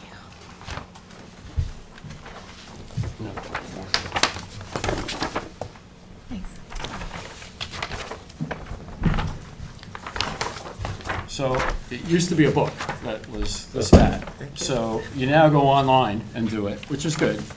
But just on that graph there, I highlighted, this is the first page, and this represents the number that they use to generate parking. So what you do is on the left-hand side where I highlighted, you see in yellow, 820 shopping center. That's the ITE land use classification for a shopping center, Hamlet Green. What they did is they looked at a non-December period, so they didn't look at a holiday period. The independent variable, that's the unit on the bottom of the graph where it says X equals. So you see numbers on the bottom of the graph there, like 1,000. That's really thousands, 1,000 square feet. So that's a big shopping center. Most of the shopping center, you see all the points at the bottom of that graph where the zeros are. Most of the shopping centers are small that they analyzed, and that data is all clustered together at the bottom lower left of the graph. So what you do is you enter the square footage in the bottom where I wrote Hamlet Green, 17,579 square feet. And then on the right-hand side is what they calculated. They used the 85th percentile number, 3.74. So What's that? if 50% is the average rate, you see, if you jump up two boldface titles there, you see average rate 2.91. So if you averaged all the data from all the sites they looked at and took a 50% number, so they averaged 2.91 spaces required per 1,000 square feet. And you, just to be conservative, which is what they did, they used the 85th percentile rate. In my memo, it says that indicates that you might be 15% short in the number of spaces, because if you went to 100, that could be the worst case. That's my interpretation after I spoke with the applicant's traffic engineer, after the memo was written, not exactly correct. That 85th percentile number is like a confidence level.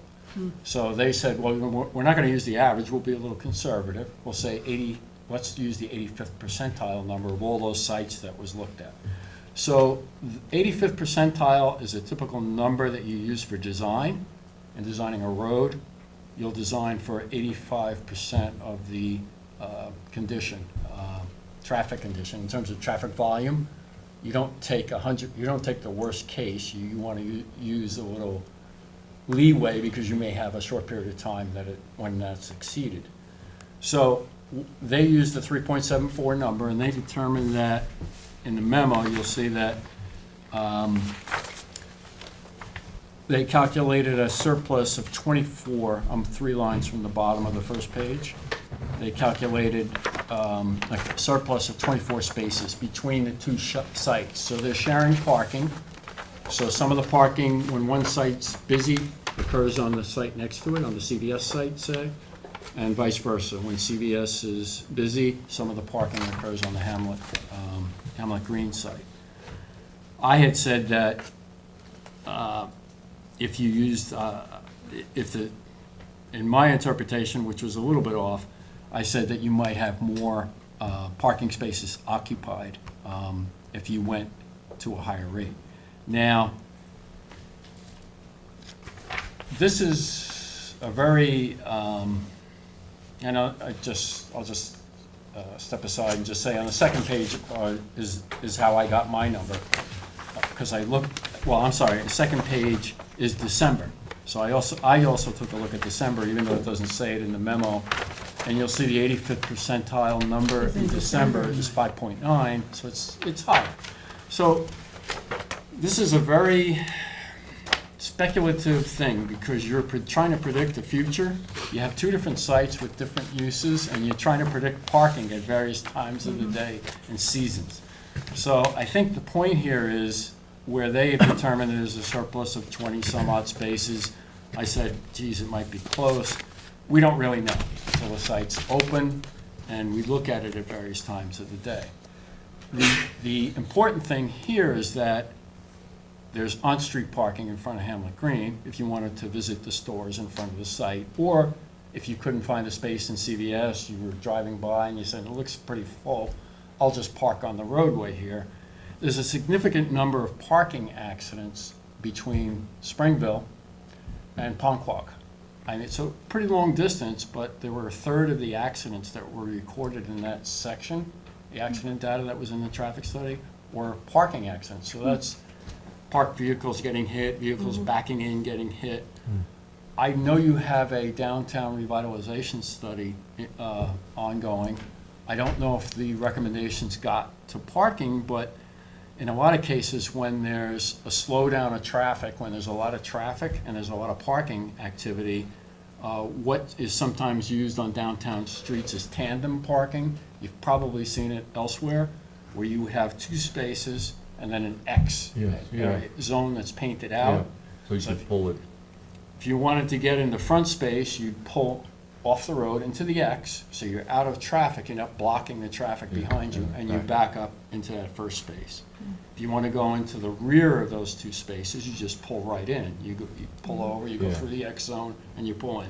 It's very efficient at not slowing traffic down, and it reduces accidents. So that may be something that, because you may have a problem here, there may be some times when cars are not able to be accommodated off-street between the two sites sharing their parking, that you may want to think about doing something there, because there is already a problem. Or maybe that's just incorporated into the revitalization study as one of the recommendations, because it's good practice. Now, there's also, for the Hamlet Green, there's the opportunity to park on Good Ground Road, because there's on-street parking spaces there as well. So if you if you were just looking at the rear of Hamlet Green and you wanted to park there and everything looked full, and you can't really see a lot of the spaces on CVS, and you just want to pull over on the side of the road, that's probably a better situation because there's less traffic on that roadway. Is CVS considered a holiday retail destination? No, that's what I was going to say. See, you have a December situation, and based on the stores that are there, I mean, unless you have a retail store that's going to sell Christmas things. I mean, CVS does. They do. They sell wrapping paper. They sell all that's kinds of true. gifts. There is some of it, I would argue that people will go there for the holiday. I mean, if I was going to buy wrapping paper, that's where I would go. Yeah, or cards, right? Yeah. You probably don't have a lot of choices, to get that in downtown Hampton Bays anyway, so you're limited in where you can go to buy that. Yeah, but on the Hamlet Green site, there's offices, there's a couple of offices, I think, there, and so those are, it says, I think it was a real estate office I saw. That's probably not gonna peak at Christmas, because people are out shopping at CVS. Yeah, there's multiple uses in that site. It's office in the back, there's the couple little takeout restaurants. So shopping center, I'm surprised it's 17,000 square feet. But probably, it may be without their units. Yeah, that's the number that was in the study, I think, so I went with that. So can we talk a little bit about the entrances and the exits on Springville? There are two currently. Did we ever have a conversation about closing one up? You'd want to. The traffic study didn't show that. Didn't show that, because sometimes you cannot get out of that lower. Well, they have the X. Because the traffic is just They have bumper the to X. bumper. They have that X. Do not block the box Yeah. was put in a few years ago. I don't know how effective that is. It but- is effective. It's Very. pretty effective, Yeah. Yeah, I drove through there today to take a fresh look, and, the box was open. Yeah. I made a right turn coming out. Yeah. But it's not a bad idea with additional traffic to paint that box on the southerly exit, access point too. Yeah. So refresh the northerly one and Yep. maybe Add add. a new add one, one something to with a yeah. sign, Right. you know, the proper sign, That do would not be block helpful. side road. Right. Do you know, that's actually a, That's a town road. What's really Springville's nice a though town yeah, road. is, that's like, that's a driveway, that's not really a roadway. Don't block the But box this- is what they used in New York. I don't know if we're allowed Yeah, to say that or Southern- not. Gotta be, Southern according, access is, according to the manual, It's the not in the thin manual, MUTCD. I don't think the driveway is in there. There's warning signs for driveway, but not. So technically, I don't think you Can't want to do it? remove the box on the other one, but, no, you don't want to No, move we it. don't- We we want want to add two. one on the Yeah, or southern. Well, I works. had one. Yeah, yeah. Or whatever to help facilitate the yeah, movement. that there. box definitely works. Yeah. Is it the town, the highway Back department? Town Highway Department did that several years ago, the original one, and then, Yeah, so they could refresh that, or I don't know if we can get the applicant to refresh it, and then maybe add the one farther south, because that intersection does back up all the Yep. time. oh, Mm-hmm. Right, right. Yeah. And again, even the second comment is subject to, I mean, if you do something on, of course, you know, on Montauk Highway, if you do something with the parking, we recommend tandem parking, that's a county approval. Although the county does not set the parking regulations, they do approve Discuss, I the fact that you put tell you, on. when we put in a crosswalk a little bit farther east of here, we had to take out a parking space. Mhm. We got a lot of feedback, let me put it, not very happy feedback from the merchants. So, but you're right, it is very tight road too. And that's, I think, part of the issue with the, parking accidents is probably you're pulling out and you've got, this Yeah. much space between you and the car next to you. Yeah, And it's But- parallel parking. yes, Yeah. yes. Right. I mean, certainly, again, we could pass that along to, talk to the county about that possibility. Yeah, I think the tandem parking, because you have, you do lose spaces. The actual space, you can be shorter. If you have standard 25-foot spaces, Yeah. you can have, because of that maneuverability area, you can have two 20s. And I think the X area is 16 feet long. So you do end up losing about, if you have a stretch of road, about 15%, I think, of the parking spaces. So I'm that's, not quite sure how you get in. That's a How consideration. does that work, the tandem park? I wish I brought a sketch. Well, use your umbrella and a pen or something. Well, Just- I can actually draw the, You got two spaces, then a space. Then Yeah. next, okay. so, Yeah. Yeah, so you have a space, let's say, you have a space here, and a second space, and then you have this X area, oh, right? I get it. So And then you pull have the into the same E- thing You here. pull into the X, So if you want to get into this space, and there's a car here, you just pull you right know, in, sorry, right? it's, And when you do a series of them, you've really opened it up, I guess. yeah.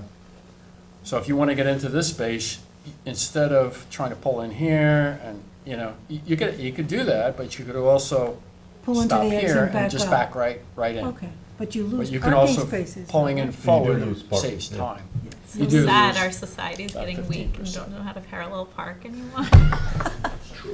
I do, and drive. Well, you have a lot of trucks and trailers Well, along there. yes, I- too. when I- when I'm, street, when I'm parallel parking on a busy street, I get so stressed that I screw up.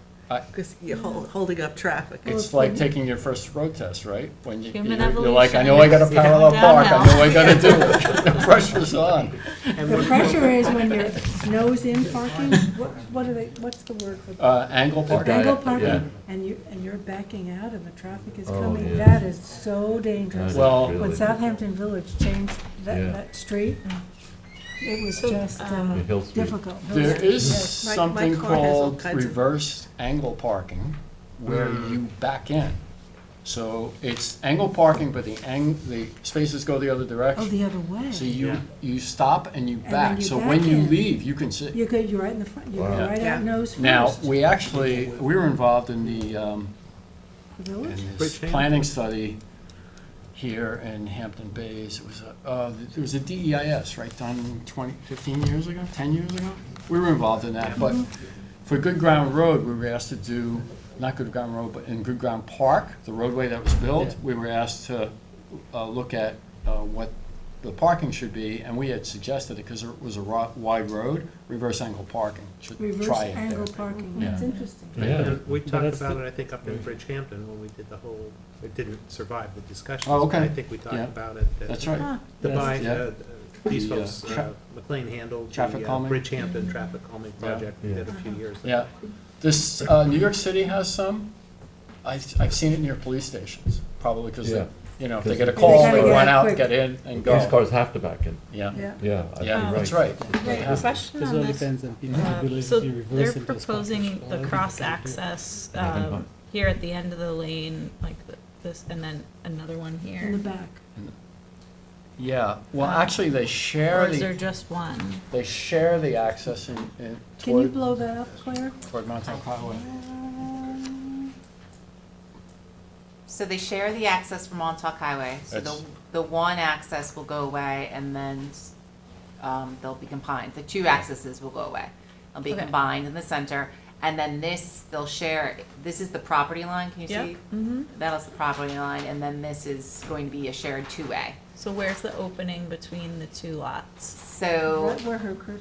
this, where the cursor is the beginning of the two properties, Yep. the edge of the properties. So I'm going down the property line, so they're sharing the parking on it. So this parking is on, Hamlet. called Yeah, what I'm Hamlet Green. asking is like, right now, you know, if you're going to the movie theater, which would be CVS, there's like a chain link fence along the line. Yep. So where does that?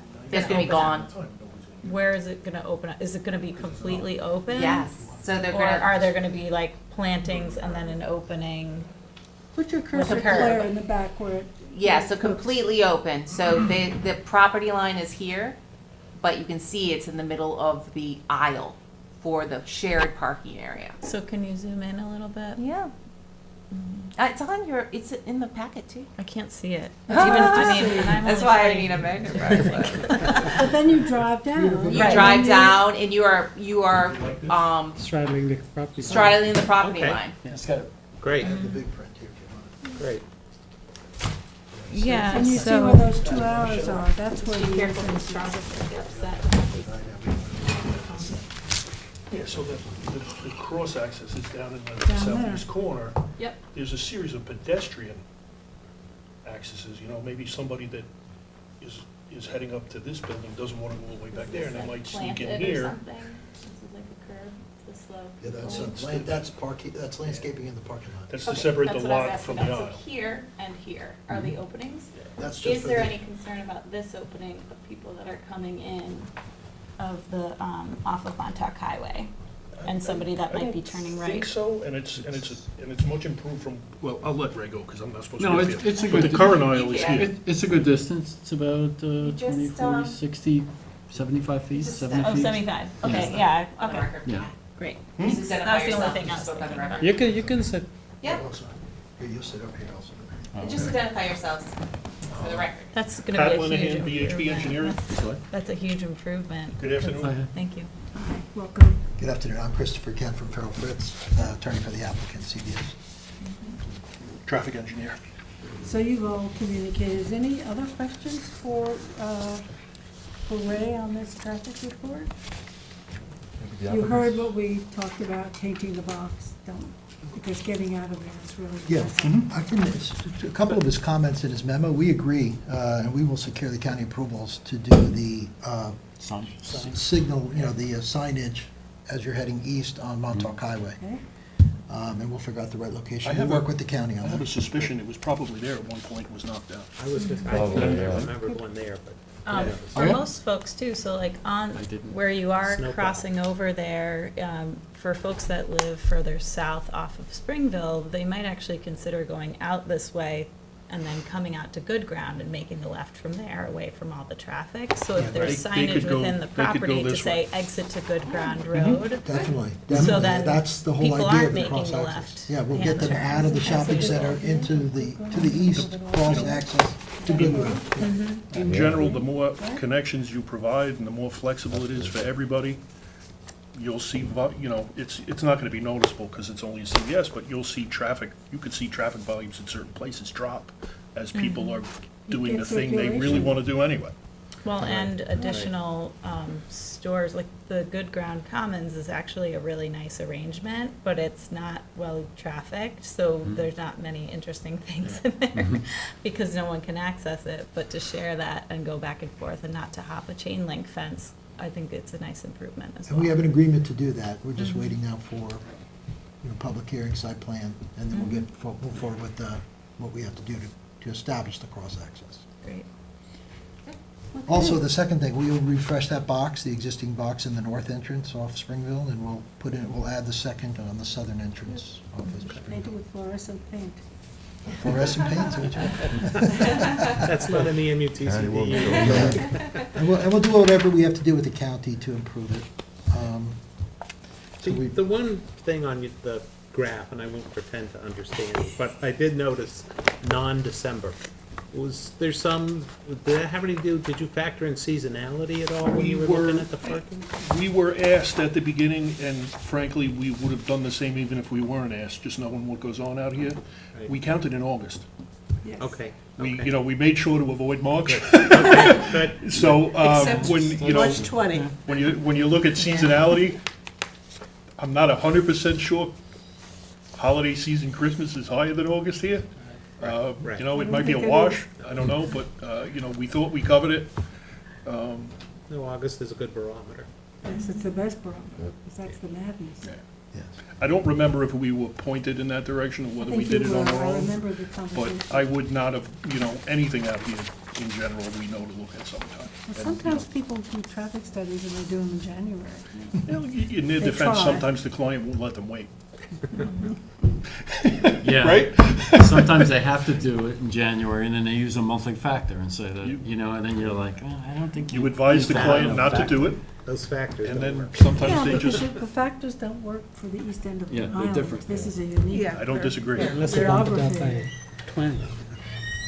So, disagree. okay. So the next step, one is easy, two is just a little bit more information, I think. Ray, is that what you're asking for, like to run the two numbers for the uses?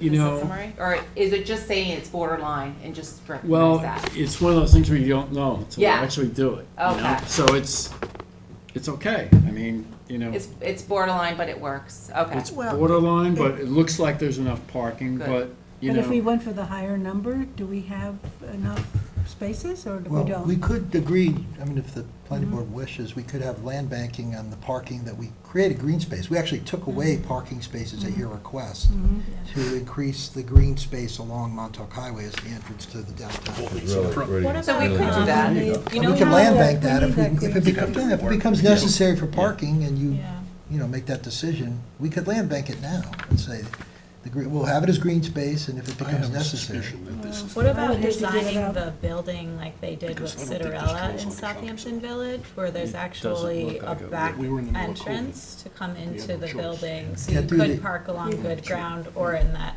did this Hamilton first. Street. We've had that I'm sorry. conversation. Can't do And the they entrance want to it. CVS from the back, They because the don't want pharmacy it. is gonna be back there, and for safety purposes, they don't want an entrance near the pharmacy. We fought for that. Yeah. What about a side entrance instead of a front entrance, or, no, because it's adjacent to the We two talked about a other- bunch of alternatives. Yeah, okay. We It's can't It's in really the do- center. Surrounded by stores. It's Yeah. the center of. Right, yeah, I businesses on remember either that, side.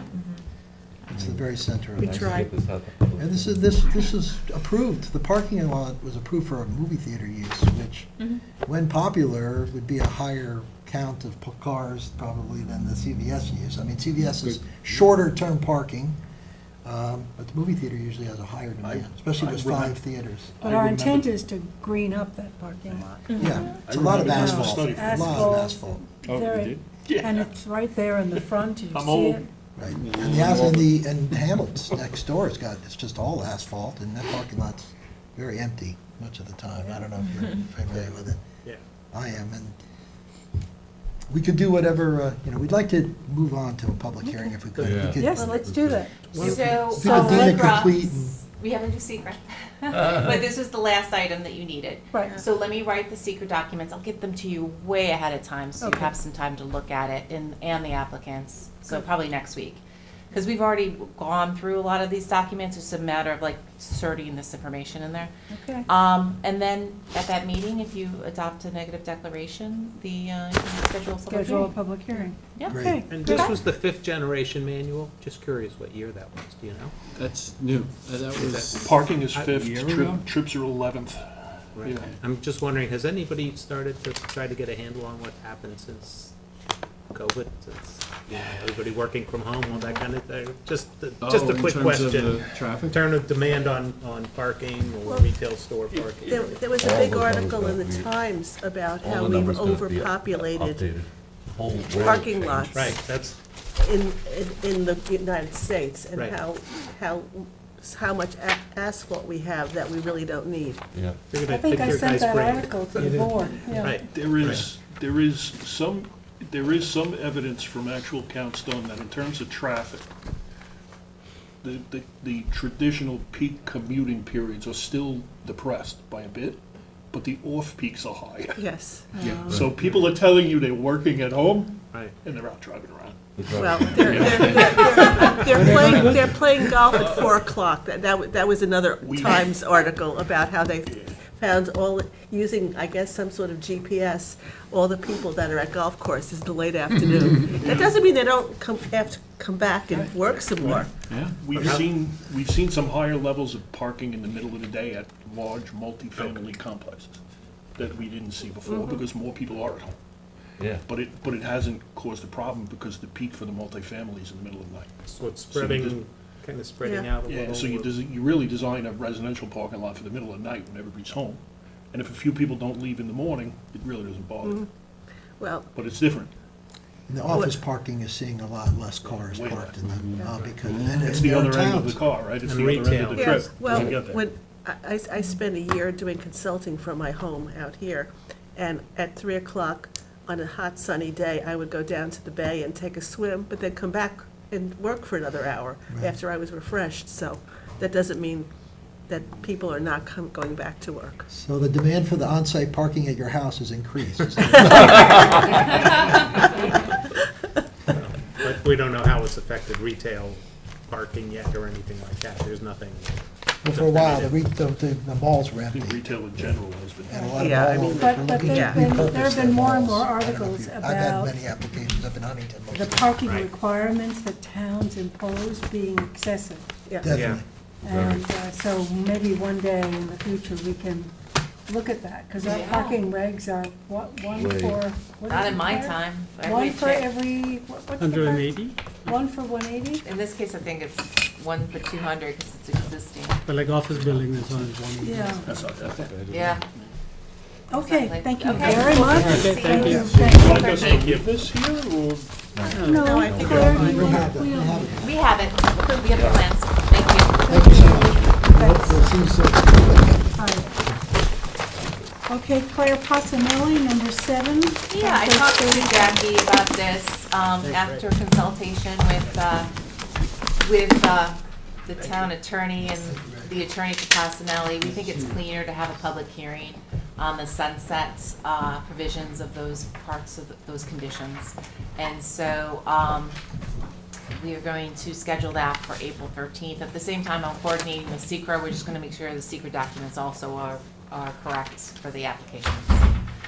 So those two actions, April 13th at 6 PM. Motion. Motion by Dennis, second by Gloria, and all in favor. Aye. Aye. Opposed, abstentions, 6 in favor, 1 absent. Claire, do we need to do anything to revise our documents process-wise on this? No, No. Claire knows what to do. She's gonna add language in the whereases leading up to the condition like that, because really you're not changing any of the conditions. No. You're just putting in like a Language in the covenant. prerequisite. Are we doing the covenant? We're going to make sure that the condition reflects that, and then I'll put it in the covenant. Okay, great. It is, as she's saying, the change to the whereas about the use. This is attached to the use. And do you have to notice this? It's going to be Again, noticed in the paper as a modification, and Notice just, on the property? yes, notice on the property and to the neighbors. And letters, okay. Yes. Great, Just like a modification to any site plan. great. Okay. Okay, Claire, so number 8, you have the bridge. The bridge, which is page number 38. 38. I'm almost there, and I do have someone coming in, his name is Jake Watkins, he's the applicant's representative, he's on Zoom. I'll just go briefly over it, it's probably pretty straightforward. This is the Golf at the Bridge where they're adding the additional units here.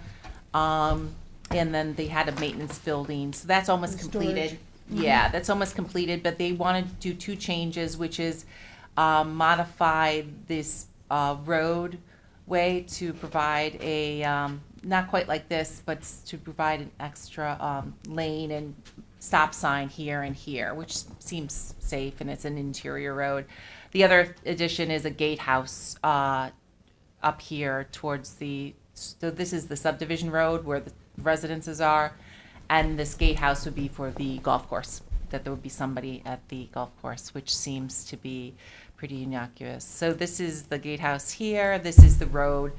There's just going to be a hatch here on the road, and then this is going to be a stop sign and a stop sign. So pretty straightforward. So that road goes into the golf course, and the other road goes into the subdivision. Right, But exactly. this is all interior, it's not. It's all interior. not- Yes, not- it is a subdivision road, but it's not gonna be changed, it's gonna have just some painting and stop signs put in it, so that's pretty straightforward. From Millstone. From on the bridge, it's It's in- called it's in the property. Bridge Road, Oh, the Bridge okay. Road, I think it's called. I think we had suggested they look at a T intersection. Yeah, But but this is the it's- closest to do it, There. with the stop signs, it makes sense, Right. just to keep it controlled, Right. so.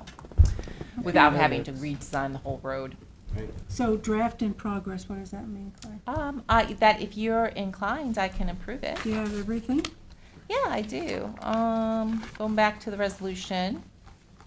Fire marshal had no special concerns. The town engineer had no special concerns. And so if you want to approve it upon the plans submitted for modification, we can do that. Everybody in agreement with that? What are you Gloria? gonna add to the bottom? It says, whereas the planning board finds. Finds that the changes are, Acceptable, but, you meet the standards of site plan. Yep, Okay, good. Okay, motion by George, second by second. Gloria, and all in favor. Aye. Opposed, abstention, 6 in favor, 1 You didn't absent. have to say anything, Jake. Oh, there you are. You got approved. And then, so my next one is Bridgehampton Commons. It's not TJ Maxx. I'm sorry that the program has 6 places to change names. I was It's you Williams confused me. Sonoma. It's Williams Sonoma, Yeah. which is an existing store. They want to change the facade. The sign?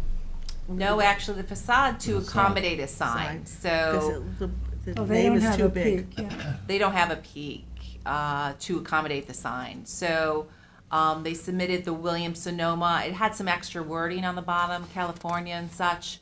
So the ARB did review it. They approved it, subject to it being centered and the California name coming off. And I think it Just looks pretty Williams good. Sonoma. What color? I think they're proposing Red or the Black. green? black. Great. So Some this of the, would- some of the this- signage looks pretty good. Yeah, so this would be one of the larger stores Right, that could have above their the own. 5,000, no, 8,000, 5,000, 8,000. It's pretty square feet. large, yeah. Yeah, so it would have the separate sign. Yes, hi. Michael Shiano from InterScience on behalf of the applicant. So under the master sign plan, it says that any use over 8,000 square feet can have one of these prototypical signs. Under the town code, we can still come and ask for a larger sign if the use is under 8,000 square feet. This one is 7,600 square feet. So excited. Yeah, so what had happened was, we went through the process to get the master sign plan done. We went through the process of, we're on the cusp of getting all the building permits for all of this, and Williams Sonoma went to the landlord and said, well, why can't we have one of those signs? Is that, yeah. You want to come up first? So is this sign in scale? Do we know that with the other signs? Yeah, so this rendering is very helpful. see, you see how big Staples is there. Right. Right, and that's one of the bigger ones with the, Yeah. allowed to have the separate ones. And then Ulta, the same thing. So this is more in keeping, right? Is this the Yeah, if one you just here? scroll up, I think Yeah. that there's a proposal, Yeah. yeah. There you go. So it's And it's smaller. in black. And it's Yeah, in it's black black. instead of white, yeah. Okay. Okay. Well, I think it Sounds works. pretty So you'd be straightforward. approving Yeah. both the facade change to eliminate the window, the faux window. Oh, the faux window is coming. Yeah, so you can see that faux window below is Oh. coming out. And then the sign to be different than the master sign plan, which they're always optional to come back for in this case. Okay. Hate to lose the faux window. But there's no other way for you to do it. Correct. And we made sure to stress that this was happening with the Architectural Review Board, and they said that they did not have an issue with it. So I just want to make sure that that's clear. Yeah, it is clear. Okay. Good, okay. All right, motion to adopt this? Motion. By Dennis, second by Gloria, and all in favor? Aye. Opposed, abstention, 6 in favor, 1 absent, thank you. Thank you. Thank you. Thank you. Any club properties, I would have Claire? passed it. Yeah, we're all getting ready. Yeah, I didn't have ball season. I'm just so loud at you. No, I did. Thank you. 48. This one is a borderline situation, and the reason I'm bringing it to you is because it's in the wetlands jurisdiction. And so initially, they came to us and they wanted to replace one of the tennis courts with a, Oh, the pickleball courts. Pickleball. yeah, with the pickleball courts. And they proposed the one adjacent to the wetlands. I said, can we just do the one in the back, So they're doing this one, which is about 140 feet from the wetlands, which is a better setback. And what it is they're changing the surface from the clay surface, which allows some permeability, but not a lot, to asphalt. So it is a change of the surface, but meets the setbacks. Actually, I do have comments from Conservation, and they approved it. Town engineers approved it. But is it one pickleball court or 2 on the tennis court? It's 3. It's 3. It's 3. Mm-hmm. I'm sorry, now you have to identify yourself for the record. Good afternoon. Hi. My name is Bill Goodspeed. I'm with Laurel Gold Coast Tennis, and Bouchampton hired us to build the courts. Justin Kwasnick from the same company. Did you leave a cell phone? You want us to call it? Do you want us to? Call it. You want to give me the number? I'll give it Do you a want us to shot. call it? Yeah, If it's not here, it's in my car somewhere. well, we can call it. Sorry, no, that's okay. Sorry to Nothing on interrupt. the ground. Okay. So you're gonna demolish just, Just the rear court, the one that's further away from the wetlands, so this Okay. one Take right out here. the court that's there and put in a 3 new pickleball The surface. 3 Yes. pickleballs, and it's shown on this plan. Can you see that? Essentially, all we're removing is 1 inch of the harsher clay, redistributing the existing material and paving essentially over that, within the same footprint. do you need any drainage? No, the town engineer said no, No? not in this case. Okay, all right. So it's No pretty issues? straightforward, but because of the wetlands, you'd be issuing a site plan wetlands permit that conforms with the code. Obviously, we have the conservation comments that are positive, no additional requirements, and they'd be on their way to submit for a building permit. No fencing or any other related thing. No? Okay. Fencing is It's existing. existing. Okay. What about between the courts? There's fencing between the courts as well. Well, then that's new fencing. No, it's There's nothing existing. there. It's existing. The pickleball ball is like in one area of the tennis court, right? Exactly. Like courts It's are- one of the 14 courts is being redistributed. But each pickleball court doesn't have fencing in That's- between. That's Correct. correct. That's what Right. I was questioning. My Yes, apologies. okay, Yes. sorry. Next year, you'll Much have to do smaller. another one. Another Very popularity. popular. You're The way gonna it's become going. very- It's Yeah. more of a dead ball, right? So Yes. that's why. Okay. Yeah. Okay, we're good. Thank So, Yeah, so mo- approve the plans and submit. Motion to approve by George, second by Kate, all in favor. Aye. Opposed, abstentions, 6 in favor, 1 Thank you. absent. Thanks. Thank you so much. Thanks. Thank you. Anthony, you're back with Joseph Well, I'll find that one. Griner, Is Jim Hume on Zoom? Charles. Jim's been having a hard time No one getting on in. Zoom. No one on Zoom, so, Or should we skip number just- 11, we'll adjourn to next time. I want the applicant. Okay, so 11 is off, 11 is off. Minus the difference. and then you've got Camp Jerome.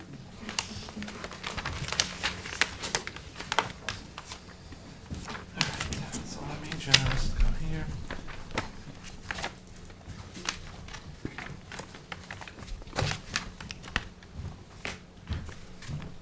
Okay.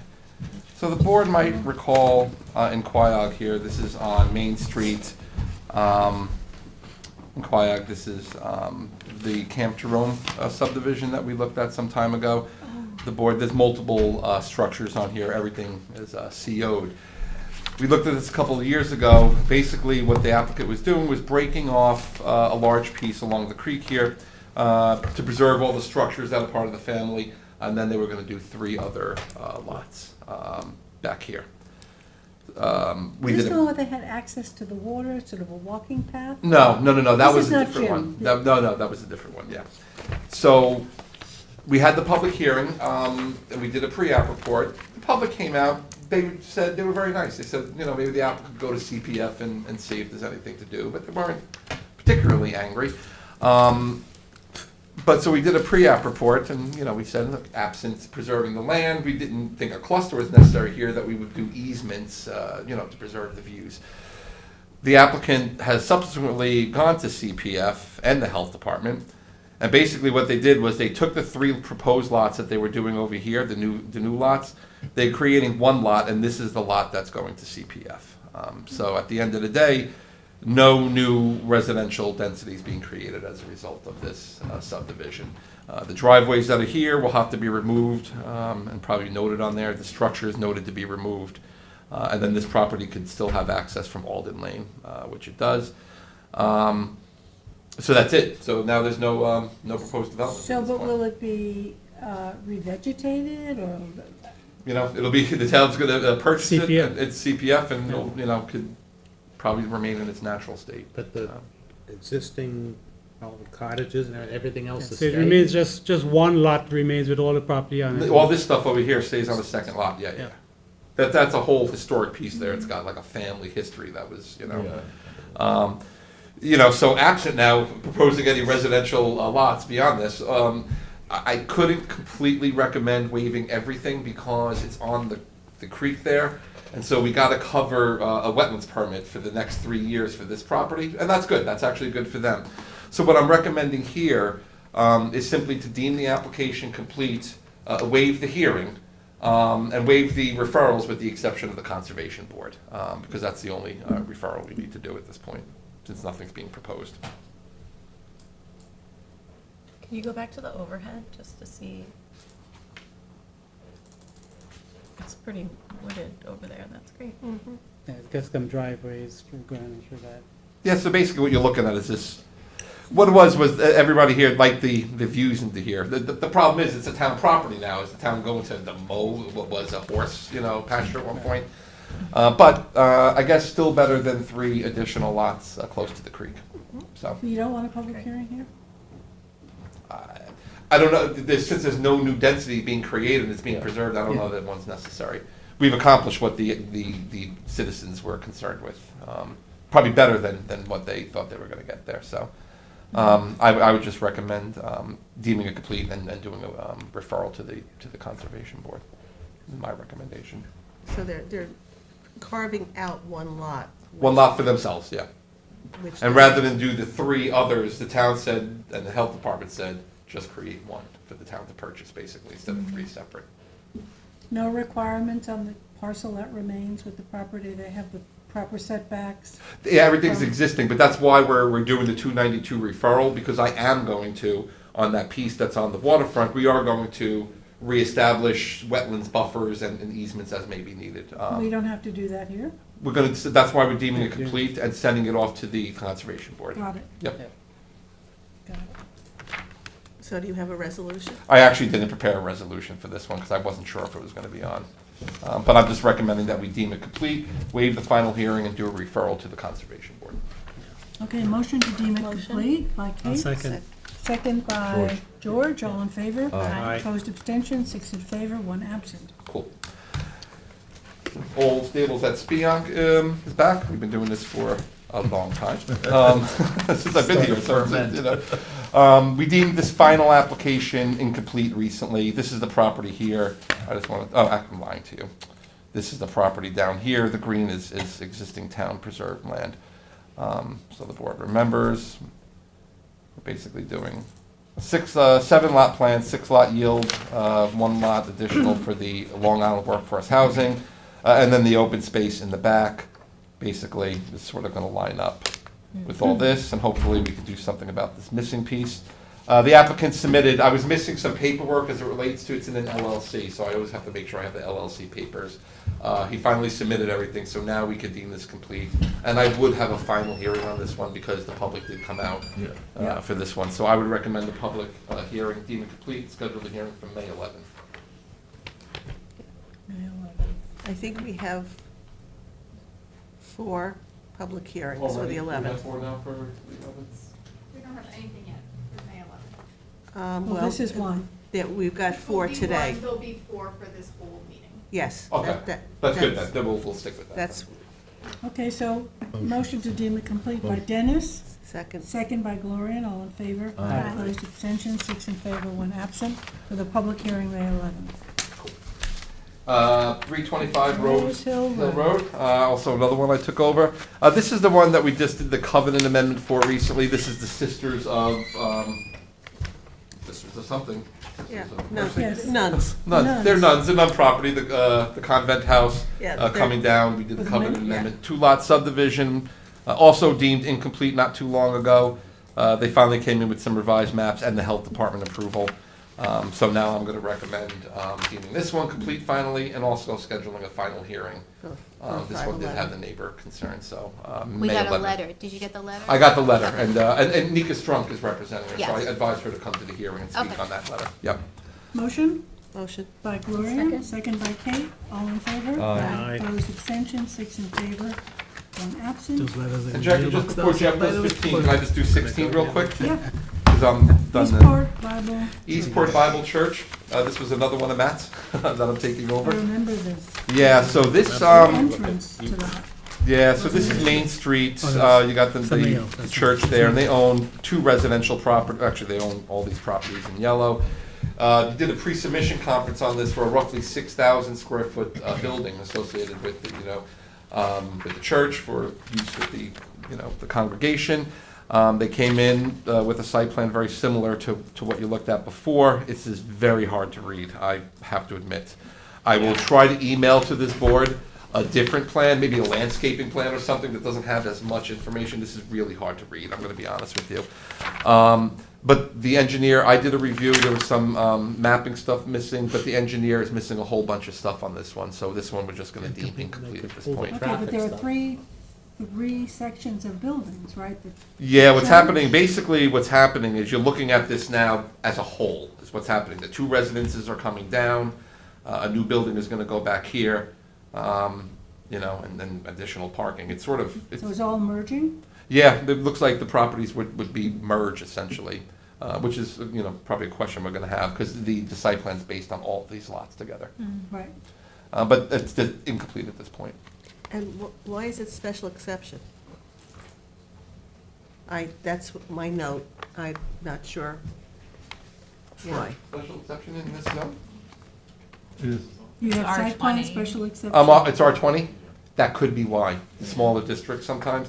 Gloria, I'll confirm for you though. All right. Before we have our hearing tonight, I will let you know for sure. Yeah. But Okay, we'll- so we're deeming it incomplete? Incomplete, yeah. Motion No motion. by Kate, second by Second. George, all in favor? Aye. Opposed, abstentions, 6 in favor, 1 absent. See you guys later. You're done. Thanks, man. If you see Michelangelo, can you remind him? That's what I'm doing now. Thank you. Thank you. Okay, Jeff. What's Do your you mind first if I one? skip around to accommodate some of the applicant's representatives that have been Sure. waiting patiently for us? Let's Which- see, let's start with 495 County Road 39, Number? which Page is 82.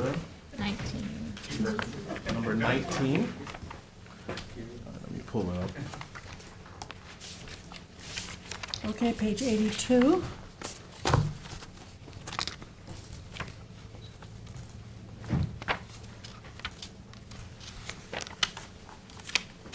you have the map up there? Yes, I'm pulling it up for you.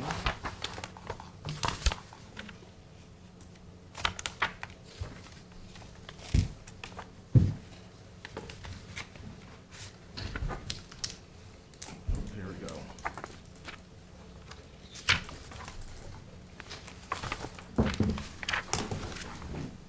The report's not in there, but we've already had the pre-submission conference, and this is just a report.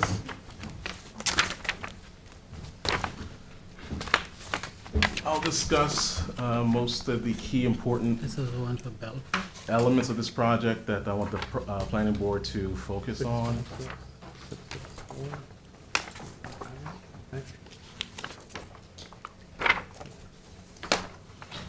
139.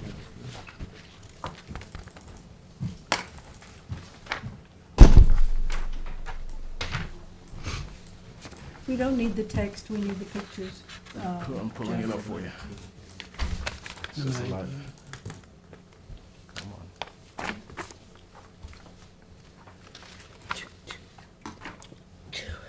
Excuse.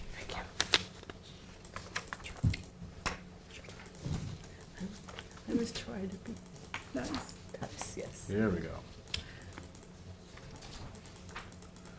And the applicant was kind enough to provide us with an updated version of the renderings. This property is located at the intersection of County Road 39 and McGee Street, just south of the Tuckahoe School. They're proposing a new commercial special trade contractor building. What's currently there is 3 individual structures. The main structure is a 3-use structure, pre-existing non-conforming. Every structure on the property is coming down, being demolished. Which is a good thing. Right, it's a good thing. This corridor itself, as you can imagine, is already being freshened up. I believe Claire had a project across the street with the historical barn. And then the gas station also got cleaned up, and obviously the Pelican pools years ago. So this is just to add to that. So this corridor, which is part of the County Road 39 corridor plan. So from a aesthetic standpoint, it does meet all of the requirements of the corridor plan, except for, or with exception, the southwest and east elevations, which kind of have a blank face, as you can see here. So we would most likely on a full site plan application ask the applicant to add some additional windows or architectural features. That's on the North McGee Street side. Correct. That is on the North McGee Street side. So this front facade, which has the porch, would be facing Montauk Highway. This is the McGee Street side. The other side is also pretty much the same, which I'll show you here on the elevations. And even more so, some additional windows here. Come on, there we go.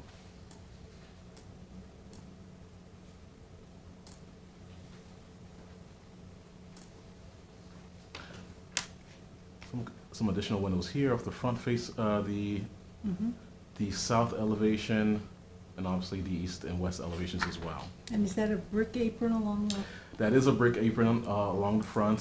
so maybe they could wrap that around those blank elevations if they had windows? and- Yeah. Correct, I agree. So I'll add that as well.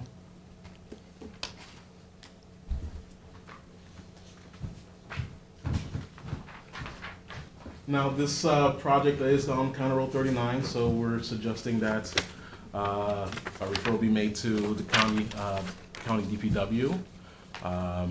I did question from a traffic standpoint, this is not a high volume use. Just to reiterate, the use itself is ServPro, which is a commercial restoration cleaning company for fire restoration, water damage restoration. The new structure is going to encompass a retail space, 1,944 square feet. It's going to offer office space, mezzanine office space of 648 square feet. And the remaining structure, which is the rear portion of the building, which is going to be a warehouse storage area for supplies, and mechanicals associated with the use. What's the height, Jeff? The height here is, good question, let's see. You said it violated pyramid law, right? Well, I did mention that, if you notice on the first item Yeah. on recommendations is concern with pyramid law. The structure itself is situated a little closer than what HB zoning district would allow, which is normally a 50-foot transitional buffer area, or essentially a setback. The existing structures are pre-existing non-conforming, and the applicant has elected to utilize that with this new structure. But the planning board, obviously, with County Road 39 corridor plan, which does instruct us to kind of push it back off County Road 39, giving a little bit more of a buffer area, may require a variance because the porch overhang, based off of the plan, seems to encroach. And also, from a height standpoint, the proposed structure is higher. I don't have the height listed here. Bill? It's, Come forward, please. Come forward and introduce yourself.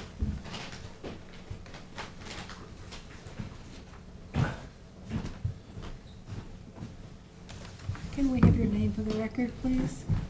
Bill Kelly, and authorized agent for the owner. Thank you. And let me just check one thing if I can take a minute. So from a pyramid law standpoint, the existing structure is clearly larger and taller than the previous structure that was there. Generally speaking, we would ask for a pyramid sketch to see from a cubic feet standpoint how much they do encroach in terms of pyramid. So there may be a requirement for a ZBA approval for this new structure if it remains in its current position. I'm not sure if Bill has investigated that yet. Jeff, you Yes. said 50 feet was required. Correct. What is it currently suggested? 22 point, let me just pull it up.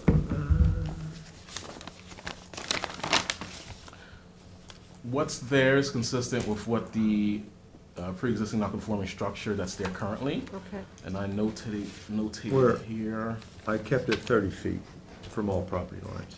Okay. It's canted in there, so at the angle that it's sitting at, the closest it comes to any property line on the west side and the south side is 30 feet. So it's somewhat angled? It's actually parallel with the south property line. Okay. Yeah.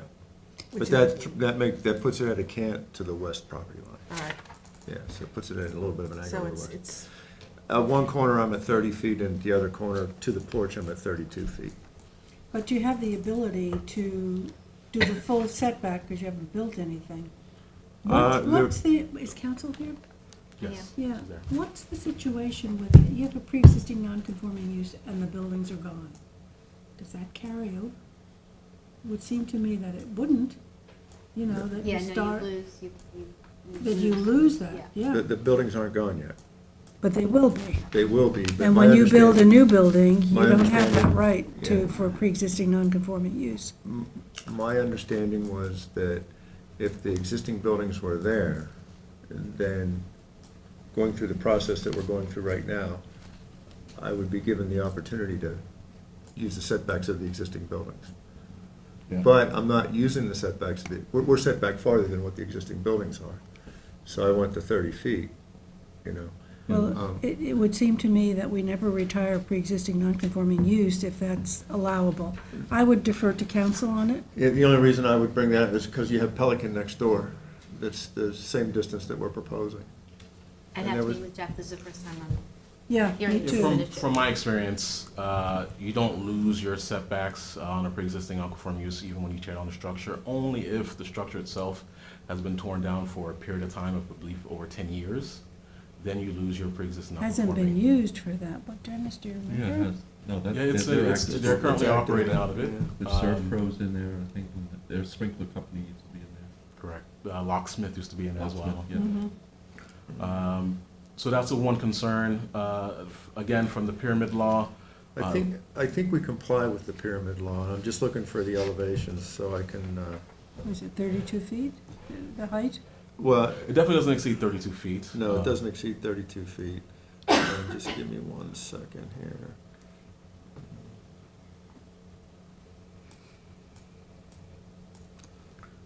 While he looks for that, I'll continue. From a secret standpoint, this is an unlisted action. Under the full site plan application, we're going to request a long form, EAF form, Part 1. It's also located in New York State archaeological sensitive area. If no previous archaeological study was performed, we're asking for either a Phase 1A or a Phase 1B. Were you able to locate it, Phil? Yep. 31.5 feet to the peak. 31.5. 31.5 feet to the peak. So I would make it so it, oh, okay, and then if I go to the peak location, because of the way it's canted on the property, it would be 31.5 feet off of the west property line. And 32 is allowed. And 32 is allowed Height. for a peak height, but based on the pyramid law, it's 1 to 1, so every foot I come in. So if I'm 31.5 feet at the peak off of the property line, when I do the pyramid, then I'm compliant. Right, at a 45-degree angle. Yep. I know it's geometry. Yeah, And, but it sits on there at an angle because the Because property the line's property not line is square. not square. Yeah, Yeah. and then when Yeah. I placed it so that the pyramid law would clear the peak. And And then it's- Jeff, I'm sorry. I was just gonna say, and the building is correctly aligned to Montauk To Highway. Montauk Highway. So that, Yeah, so it runs. that doesn't look crooked there. No, it runs parallel to Montauk Highway. Yeah. And then on the east side of the building, the blank space, it's somewhat buffered by the building next door. Because if you're not gonna see, the east side of the building, you're not gonna see when you're traveling west. The only time you see it is when you're traveling west would be the only time you see the east side of the building. But it's buffered by that building next door. What is that building? It was the The upholstery auto building. The upholstery. Yeah, but it's something else now. No. It's 1 story in the front, and then it goes to a 2-story in the back. So as you're coming, you really don't catch a glimpse of this until, you're right there, and you're probably past the point where you would have the view of the east side of the building. Can you put up an aerial, please? And then you had the setbacks different than what Bill was mentioning. Was the porch the So, question there? Correct, right? Okay. So from a building standpoint, the porch is calculated in your coverage area. So I take the setbacks from the porch line. Right. As opposed to the structural line, or at least the front facade line. Yeah, but on the front facade, I have it at 30 feet, the porch. Don't have the site. The edge of the porch is 30 feet from Yeah. the property line? Yeah. Okay. Yeah, we haven't completed the site plan yet, because we want to get through this process before we put all the energy into completing a site plan that, so. What is this action? I guess so The- just the- look at that again. The notation, based on how I read the site plan, the survey particularly, shows the 30 feet to the front facade of the structure, as opposed to the edge of the porch line. Let me see if I can pull it up for you. Let's see what you have for a site plan. You might not have the most recent. Is that version. your most current? Yeah, this is the Okay. most current, Take a look. yeah. Thank you. And that shows the building overlaid on the existing site with the existing buildings. So some of the dimensions that are on there are to the existing buildings, not to the new construction. So we don't have a site plan, is that Here we go. correct? We do. Yeah. It's in the- So that, But if you said- blow it up, that's the. That's the current That's the one? current Okay. one, yeah. Yeah. So, For example, you see this corner here, it's read as 29. And then, that corner is not marked, that's to the existing structure. Yeah. this is 21.2, this is 23.0. So the dotted line is the porch? This, No, the uh, dotted line is this the where existing porch is. Says structure, open porch. foundation. Yeah, the open porch is the edge of the gray, where the X, Correct, where the big X which is. the way I read it, is more than the 30 feet, or less than the 30 feet. Well, on the. But on the McGee Street, yes. Yeah, on McGee Street, we're good, but on the south line, I see that one is at 29. Yeah, And I would move that back to 30. good. I have no problem. with So that. make a note. Sure, absolutely. Yeah. And the main thing is, maybe the cross access. So I'm gonna get to that as well. Yeah, let him get to it. The site plan does show an area here that could serve as cross-access. If you've been to the site, there is kind of a dirt path that's not necessarily formal cross-access. We'd recommend that, you know, we investigate with the neighboring property if that could. I think it might be covenanted that they have access, because they use that single curb cut for both properties. The one to the, No, West. if To you the scroll east? down a little bit, Can you- yeah, there's a curb cut, there's an existing curb cut, and that's a shared curb cut. Yeah. It's on our property, or the property that I'm representing, but it's a shared curb cut, and I'm not so sure that it's not a deeded curb cut. And how do they get to it? That's coming off of County Road 39. And then there's an it- existing access from McGee Street at the north end of the northwest Up here. corner of the property. Yeah, Up here. yeah, we want to keep that, That's adjacent to the school. yes. Yeah, school's further back. Yeah, but there's yeah, woods. There's woods in between. Definitely Playground wanna and formalize some Right, woods. right. Yeah, I'm sorry? definitely want to formalize that. You're right, so I have that in the Yeah. report as well, that we at least investigate the cross-access opportunities. Where is that? Cross-access? It is on, yes, it should be highlighted cross-access. You're saying that Essentially, the whole, we'll call it, the whole east property line is accessible to both properties. If you were to go to the aerial, you would see. Right, that. there's no barrier, fencing, or There's anything. no- yeah. else. so they don't Right. have another curb cut No, 10 they don't. feet No, east they of don't. this or something? Once you go east of that property, it's grassed area in front of their facility, in front of their property, building. And do you have a formal document of some kind that I discusses? don't have one on hand, Do but you think it exists? I think it exists because the property was just transferred. And in talking to the owner, it seemed that the conversation that I had with the owner was that was a deeded access. So we'll look into that. Yeah, We'll look deeded into that. access for the adjacent property.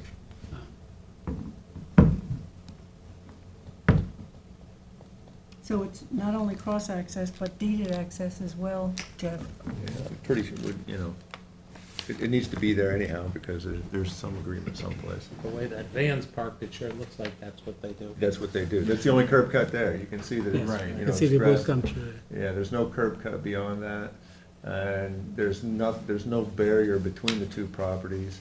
It goes from gravel to gravel. What is that now? If it wasn't upholstery, do we know what it is now? This structure here, It's an automotive. Something automotive related. Yeah, I I think think they, collectible cars. Yeah, you know, car whether enthusiasts and whatnot, I Collectible believe, car yeah. storage, and they probably do a little bit of, So this portion, Gloria, that you talked about here is owned by the school district as well. So that offers some additional screening from the school itself. On the landscape portion of the report, I do recommend that we add some additional line of screening. There's some evergreens existing here. If they wanted to really relocate these across the the northeasterly line or westerly line, that would work well. There's also some existing natural vegetation on the McGee Street side that we'd also recommend that should stay maintained. It almost serves as a buffer as well from McGee Street. So we'd like that implemented in the landscape plan. Generally speaking, there aren't any street trees or landscaping along Montauk for majority of these projects, except for, it looks like this historical barn here on this side. I was just gonna suggest that we require some street trees here. Sure.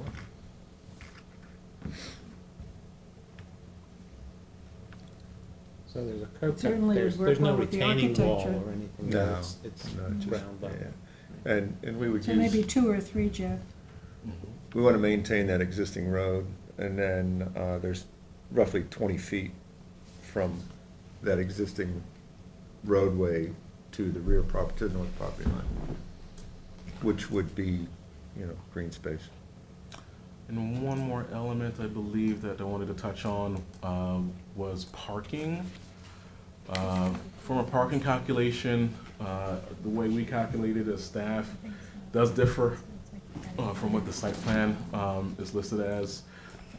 We have we calculate a total of 22 parking stalls required for this proposed structure, whereas the applicant provided 15 plus the 4 parking bays with the overhead parking, so for a total of 19. Now, the code does require that a parking spot be implemented for each employee. We are proposed approximately 6 employees, unless that changes. I left a message for you the other day. I talked to the owner, and there's 3 full-time employees. So there'd only be 3 full-time employees. Okay, so that reduces. 3 full-time employees during the day. Correct, outside of pickup, drop-offs. Right. So that does change the calculation a bit. So that brings mine down to 19, which makes this on par with what's required by code. There is going to be a bathroom facility, so health department approval will be required as part of conditional approval. And I think we've touched on cross access. And you'll need to put in the upgraded IA system. Yeah. I just plotted it in because I'm working with the engineers now to design that system. And again, we were waiting to get through this part of the application, so we knew which direction to go in. So yeah, we've touched on most of the meat and bones of the report itself. I did make a comment regarding traffic. Again, this is not a high volume type of use. There is a retail space, but we don't anticipate a lot of traffic on that road for the retail space. They're currently operating. It's for Serve Pro. It's for Serve Pro. Yeah, so. The retail space is they salvage materials from when they do cleanups and stuff like that. So they do a certain amount of retail on salvage, so that's why we Oh, okay, include that. I was unaware of that. Yeah. And cleaning supplies, as you Cleaning mentioned as well. supplies and just supplies that would be related to their business that would, general public can use. So it's not a heavy retail, Mhm. yeah. So you'd refer this to the county DPW? Yeah, because this project is on the county road, so we would definitely refer it and take any comments they may have regarding it. The public, the pre-submission conference didn't yield any comments, but because this project is in a town viewshed, we would probably want to, recommended by the board, have another public hearing when the full site plan application comes in. Okay. And I see you've got the dumpster, identifying the dumpster sort of. Correct. So on the site plan doesn't identify that at all, so we just Yeah, want to make yeah, sure we get the dumpster. notation as far as that is concerned. And mechanicals all screened on the roof. They'd be in the rear of the building. What about signage? I think they would have, currently there's I want to add that. the existing, yeah. There's an existing sign. There was an existing sign, and then I left space on the gable of the building on the south end for a sign. So it's a corner property, right? It's a So corner you're- property, And it's a one use, so you're entitled to 2 signs, yeah. So it'd be one on the gable of the building, right? and then there's one that's on 2 posts. Currently, that was the existing sign on the property is still there, and that would be what we would propose for the second sign.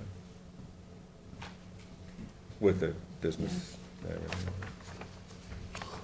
Jeff, I would suggest the county might want to consider no left out of the County Road 39 Well, I was driveway. thinking that too. If they want to make a left, they make a left on McGee, they go They go across to the McGee Street, Yeah. that's why we want to keep that With access. the there. conversation regarding this possible covenant, yeah, so we definitely have to investigate that as well. Yeah, and to see be if that's even signed. possible. We still outside of the. Yeah, okay, I get you. No left turn, yeah. Any other questions? And you say this is part in the archaeological sensitive area? Yes. There may have been, this is a pre-existing non-conforming structure. I don't know if there's been a archaeological report done on this yet. So that's something we have to look into for sure. We would have to incorporate an archaeologist for that. Yes. It's a service, they come out, they do. Yeah, they Yeah. do a Call it shovel 1A, test 1B. and then a review, and a Mm. research. Okay, All right, so we'll move. So you'll move to upgrade acceptance this of these- and- Yep, we'll Okay. accept into these. So there's no additional action. comments. We'll bring this back for approval. All right? Yep, thank you, thanks very much. Actually, before I go, for the health department, I'll need a secret determination. So that will be the next step. So we'll, once we adopt this pre-submission report, if you want, you can proceed with your full site plan application. Okay. And then we'll commence the secret determination, and then from that point on, you could proceed with your health. You can't adopt it, application. right? I'm sorry? That's what I was We've wondering. got to add a lot of stuff in. What's, oh, you're gonna, It's oh, not you're gonna add complete, this. yeah. Right, I'm gonna add up the additional information. Yeah, and it's only a comments. draft. Okay, thank you, thanks very much. Very good, thank you.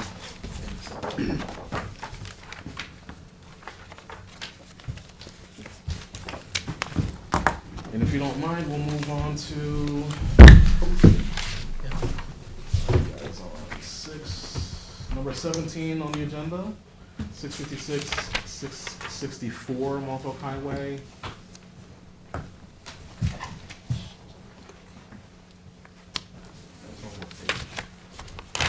71. Page 71 in your packet. Alright, let's see if I can pull it up. Alright, this application is to merge adjoining parcels and for the construction of a two-story mixed-use building with first floor 1,706 square foot mini market, 361 square foot ice cream shop, with 16 outdoor seats. Second floor consists of two 600-foot apartments, two 450 square foot moderate income apartments. The office space essentially is one office space, clarified by the applicant for me this morning, totaling 508 square feet. So that number two next to it is a typo. And 82 parking spots, 5 handicap spaces, and a truck loading space located at the rear of the proposed structure. A 50-foot wide vegetated transitional yard on both properties essentially will be merged at the end of the project. It's at East Quogue. And there's an existing, if you're familiar with this, Northampton Bay. the property is situated just west of the park, just next to Lewis Road. If you're familiar with that park? So it's not Hampton Bays. That's East Quogue, is it? Yeah, Hamlet of Hampton Bays. Yes, that's an error. Definitely not Hampton Bays. East- It's a joining parcel, So they do plan on merging both parcels. Must be adjoining it. So it is the adjoining parcel to, is there a site? Do you have a site plan? yeah, this is just moving a little on the slow side.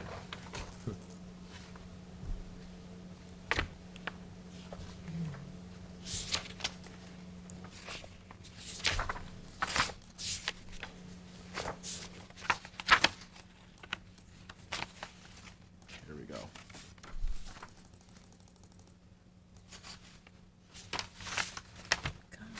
Oh, asphalt. There is a site plan here. Okay. That's the survey anyway. One's existing, this is behind it. So the mechanic Yeah, that's interesting. structure here, the auto body shop here, is pre-existing non-conforming as well. That is to remain as per the application. This lot here is currently vacant, but used as additional overflow parking for this auto body shop here. I'll bring up the aerial so you can see how it's positioned.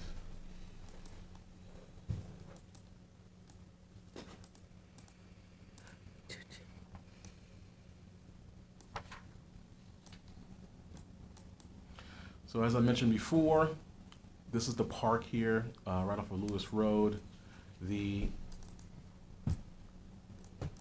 vacant piece here, not necessarily vacant now, utilized again as overflow parking for the auto body shop.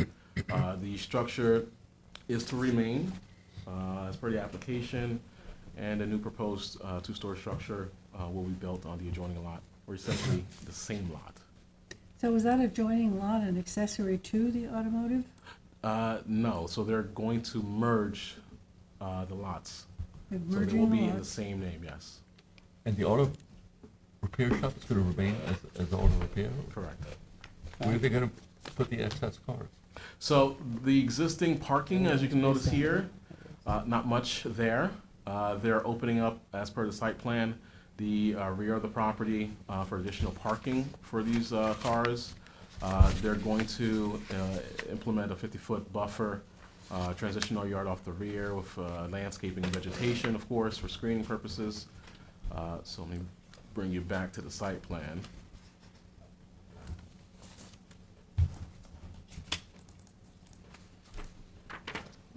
It's a very narrow building, right? Yeah, 3,000 square feet in total footprint. Jeff, does this raise the issue of expansion of a non-conforming use?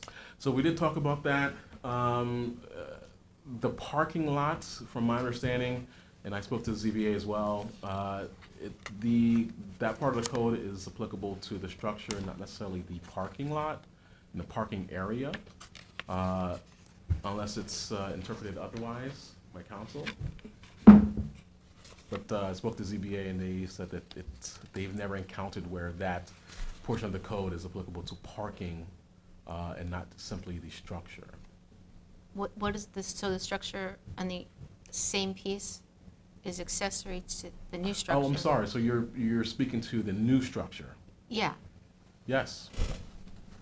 Yeah. And it's a pre-existing non-conforming use, so that's increased by a lot more than 50%. Was it the separate parcels? No, but They they're are being currently merged. separate, yes. Please? Yeah. Michael Shano, science on behalf of the applicant.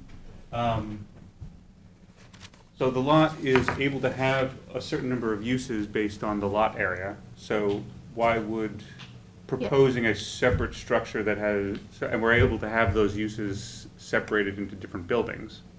So this wouldn't be accessory to the automotive shop. It's just that these are different uses, and we're just using the two properties. So we have to merge the properties in order to take advantage of the area from a health department standpoint.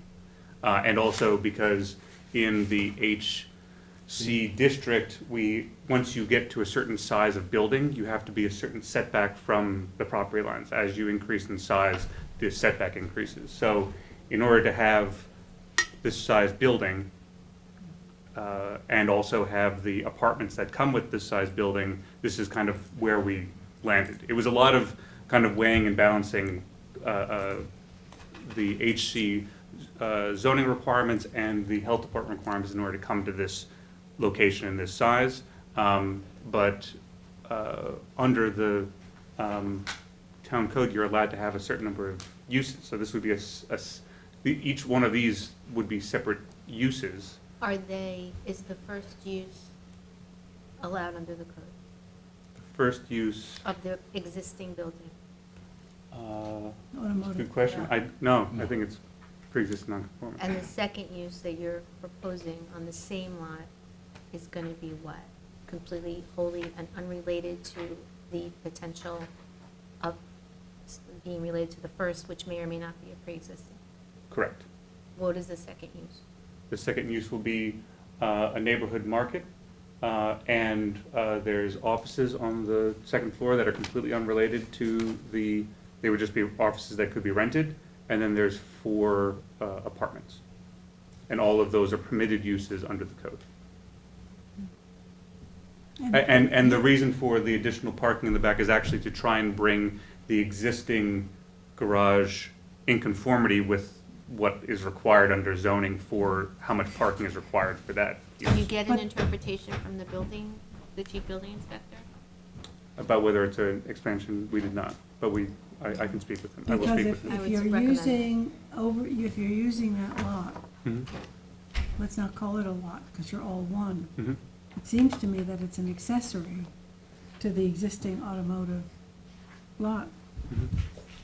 The thing is too, I mean, if you look at the overhead here, they're kind of solving a municipal parking issue with the Village Green next door. And I can understand why you'd want to have an ice cream shop there, because the Kona ice truck does very well when the concerts are happening there. I assume that the automotive shop would not be in operation at the time of those concerts. So I think the order of operations, or like the procedure, is important, but also to take into consideration that there is an issue there and there could be a mutual benefit of some kind. I don't know how to accomplish that within the confines of obviously not setting a poor precedent. It's a right? pretty intensive use. Sure, You know, right, You've got a shop, you've got 4 apartments. Do you have the sufficient flow? Yes. By merging them. We're- By merging. By Because the merging the auto lots, shop yeah. doesn't need much, and that's a lot of Yeah. land. The thing that needs the most are the apartments. Yeah. Mhm. Well, plus you have 20 outdoor seats for the ice cream shop. 16 16? for the neighborhood market, and that, it's a wet store with up to 16 seats, as long as it's not, it's like, essentially like a takeout, limited service like a restaurant. restaurant. Yeah, that's what it's called.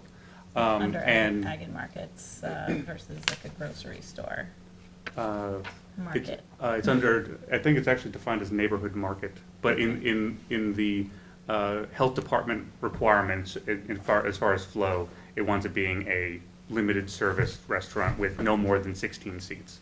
And that has the same flow rate as essentially like a wet retail store. Right. And so, I'm happy to answer more questions, but we do have to have a pre-submission conference, so so this is kind of an introduction to this application. And then, so my question would be, can we move forward with scheduling that pre-submission conference hearing? And that would just, and the question about the. Either way, you can do that. We can do that regardless, yeah, okay. I just want to make sure of One way or the other, protocol. one way or the other. Right, great, okay. Any additional comments? So. So I think there's a zoning question. Yep. So we'll get that interpretation as we move forward with the pre-submission conference. Proposed May 11th. That would be the second one on that meeting, I believe.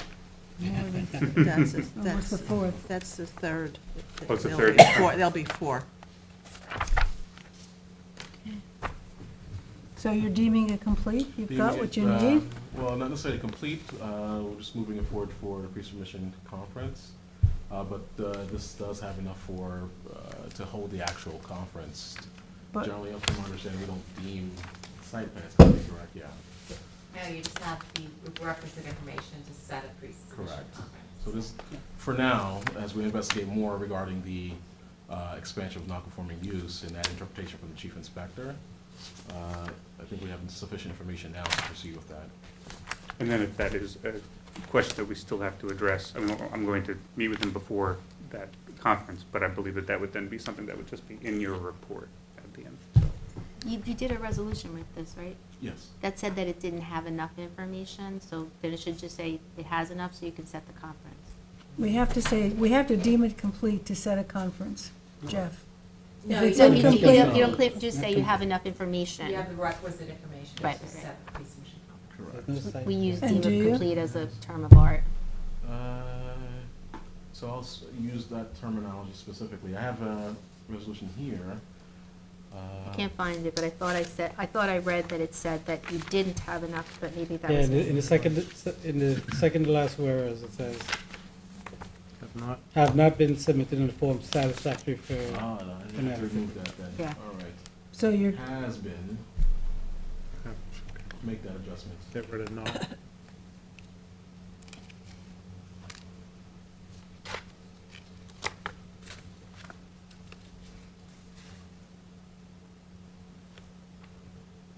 Okay. May 11th? okay, so Yeah. a motion to deem this with adequate information, and I've never heard that one before, and set a public, is that new? Set a public, You set pre-submission conference. set a pre-submission conference for May 11th. Motion by Dennis, second by Kate, all in favor? Aye. 6 in favor, 1 absent. Thank you. Thank you. I've never heard that expression before. We've always I deemed think, it complete. because the way he worded it, it just became what we had to say to accommodate that, so it doesn't sound like it's complete, because that means something different to us.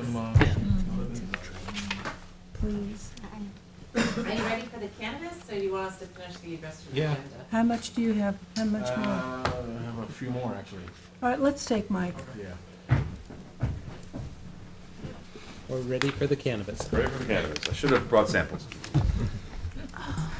Very You funny. should have brought food. I'm starving. I'll take food over cannabis. I've got some. The two come hand in hand at times. Food, Coffee- right? Coffee would be great. So yes, I took down your comments. We can go over them bullet by bullet.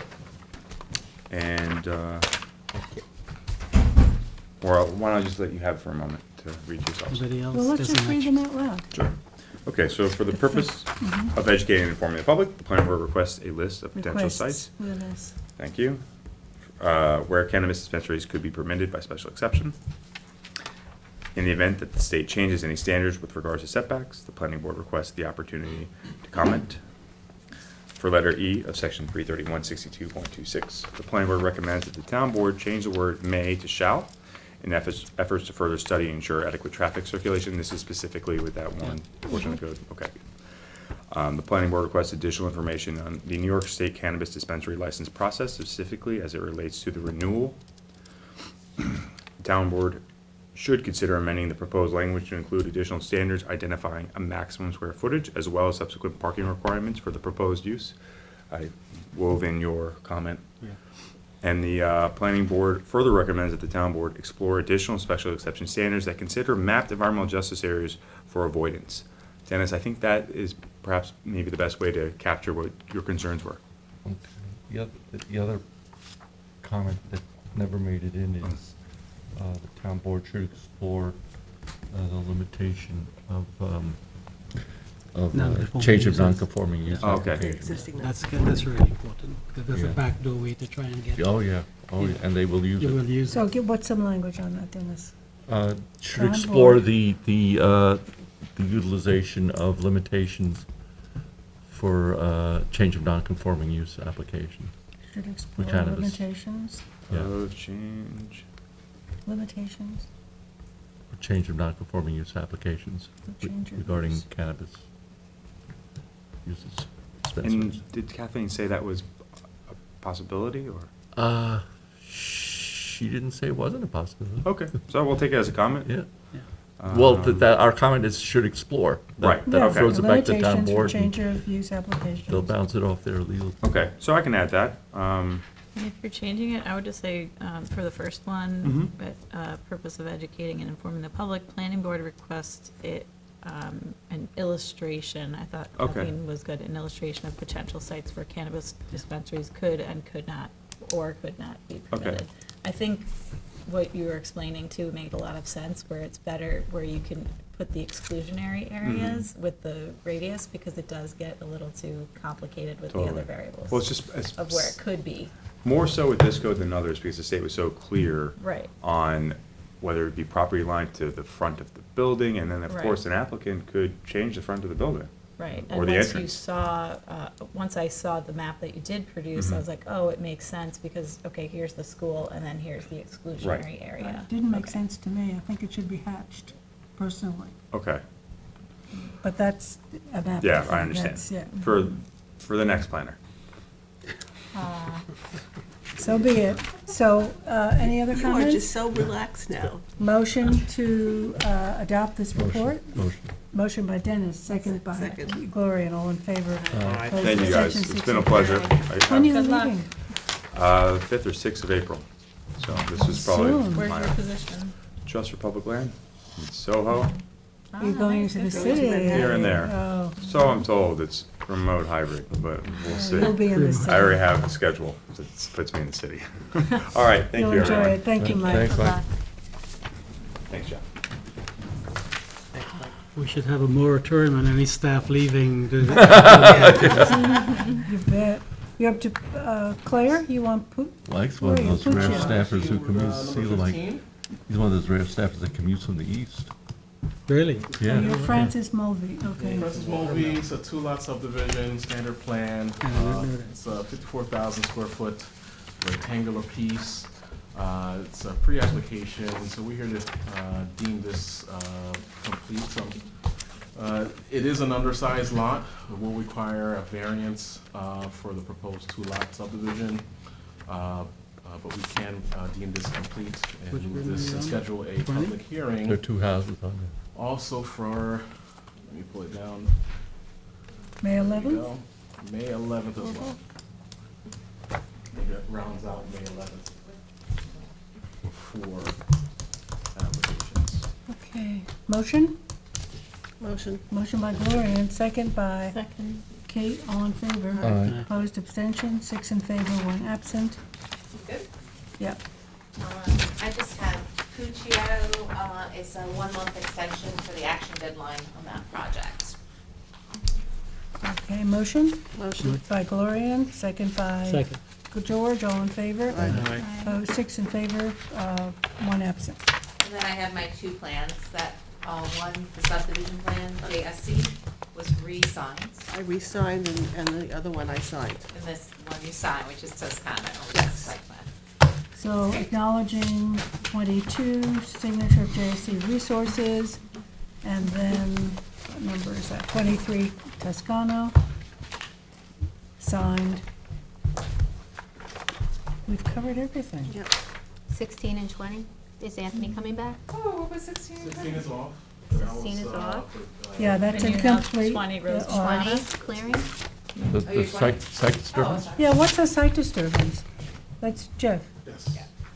So they do have this one and one more that I have to bring back to the board Oh, yeah. to discuss. All right, let's do 20, So Rose 20, which and is on Maratha. page 44 Nassau? Page 87. Page 87. So we have site disturbance located at 44 Nassau Street, Flanders. The applicant, that's on the subject property, is okay. overcleared by 2.4%, which equates to, I believe, around 386 square feet. So not a substantial amount of overclearing. The lot is located in Flanders, where most of the vegetation south of the subject property is natural vegetation, also preserved land. The applicant submitted the re-veg plan to restore the vegetation here. They're restoring here in this contiguous area of natural vegetation that already exists, along with this front portion off of Cypress. If you're not familiar with the area, Nassau Street is essentially not really a developed street. So most of this is essentially like a dead-end road for the most part. The applicant's re-veg plan meets our standards, and the selected plantings provide adequate canopy and understory. So I'm recommending that we approve this site disturbance plan. Jeff, Yes. some of these properties are in the core Pine Barrens. Some. This one is not in the core property ends. Good.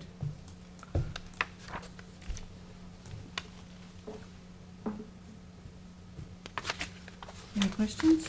Okay, motion to approve? Motion. Motion by Gloria. Second. Second by Dennis, all in favor? Aye. Opposed, abstention, 6 in favor, 1 absent. And lastly, I do have to bring this back to the board's attention. We discussed possible public hearing, but upon further review, not sure if that is in keeping with our. Yeah, there's Oh, no yes. provision in the code for. Yeah, there's no provision in it. There's no provision That for a was the public one you hearing, wanted this to is say. with ag fencing. It's just, you say the property farms, then they're allowed to have fencing. So I'll reiterate. that is farm piece of property, right, in the So area? do- Yes. So do we have to undo anything? Yeah, To you should rescind. rescind the previous approval, and it's And up to then- you, but maybe at the next meeting, if you haven't written it.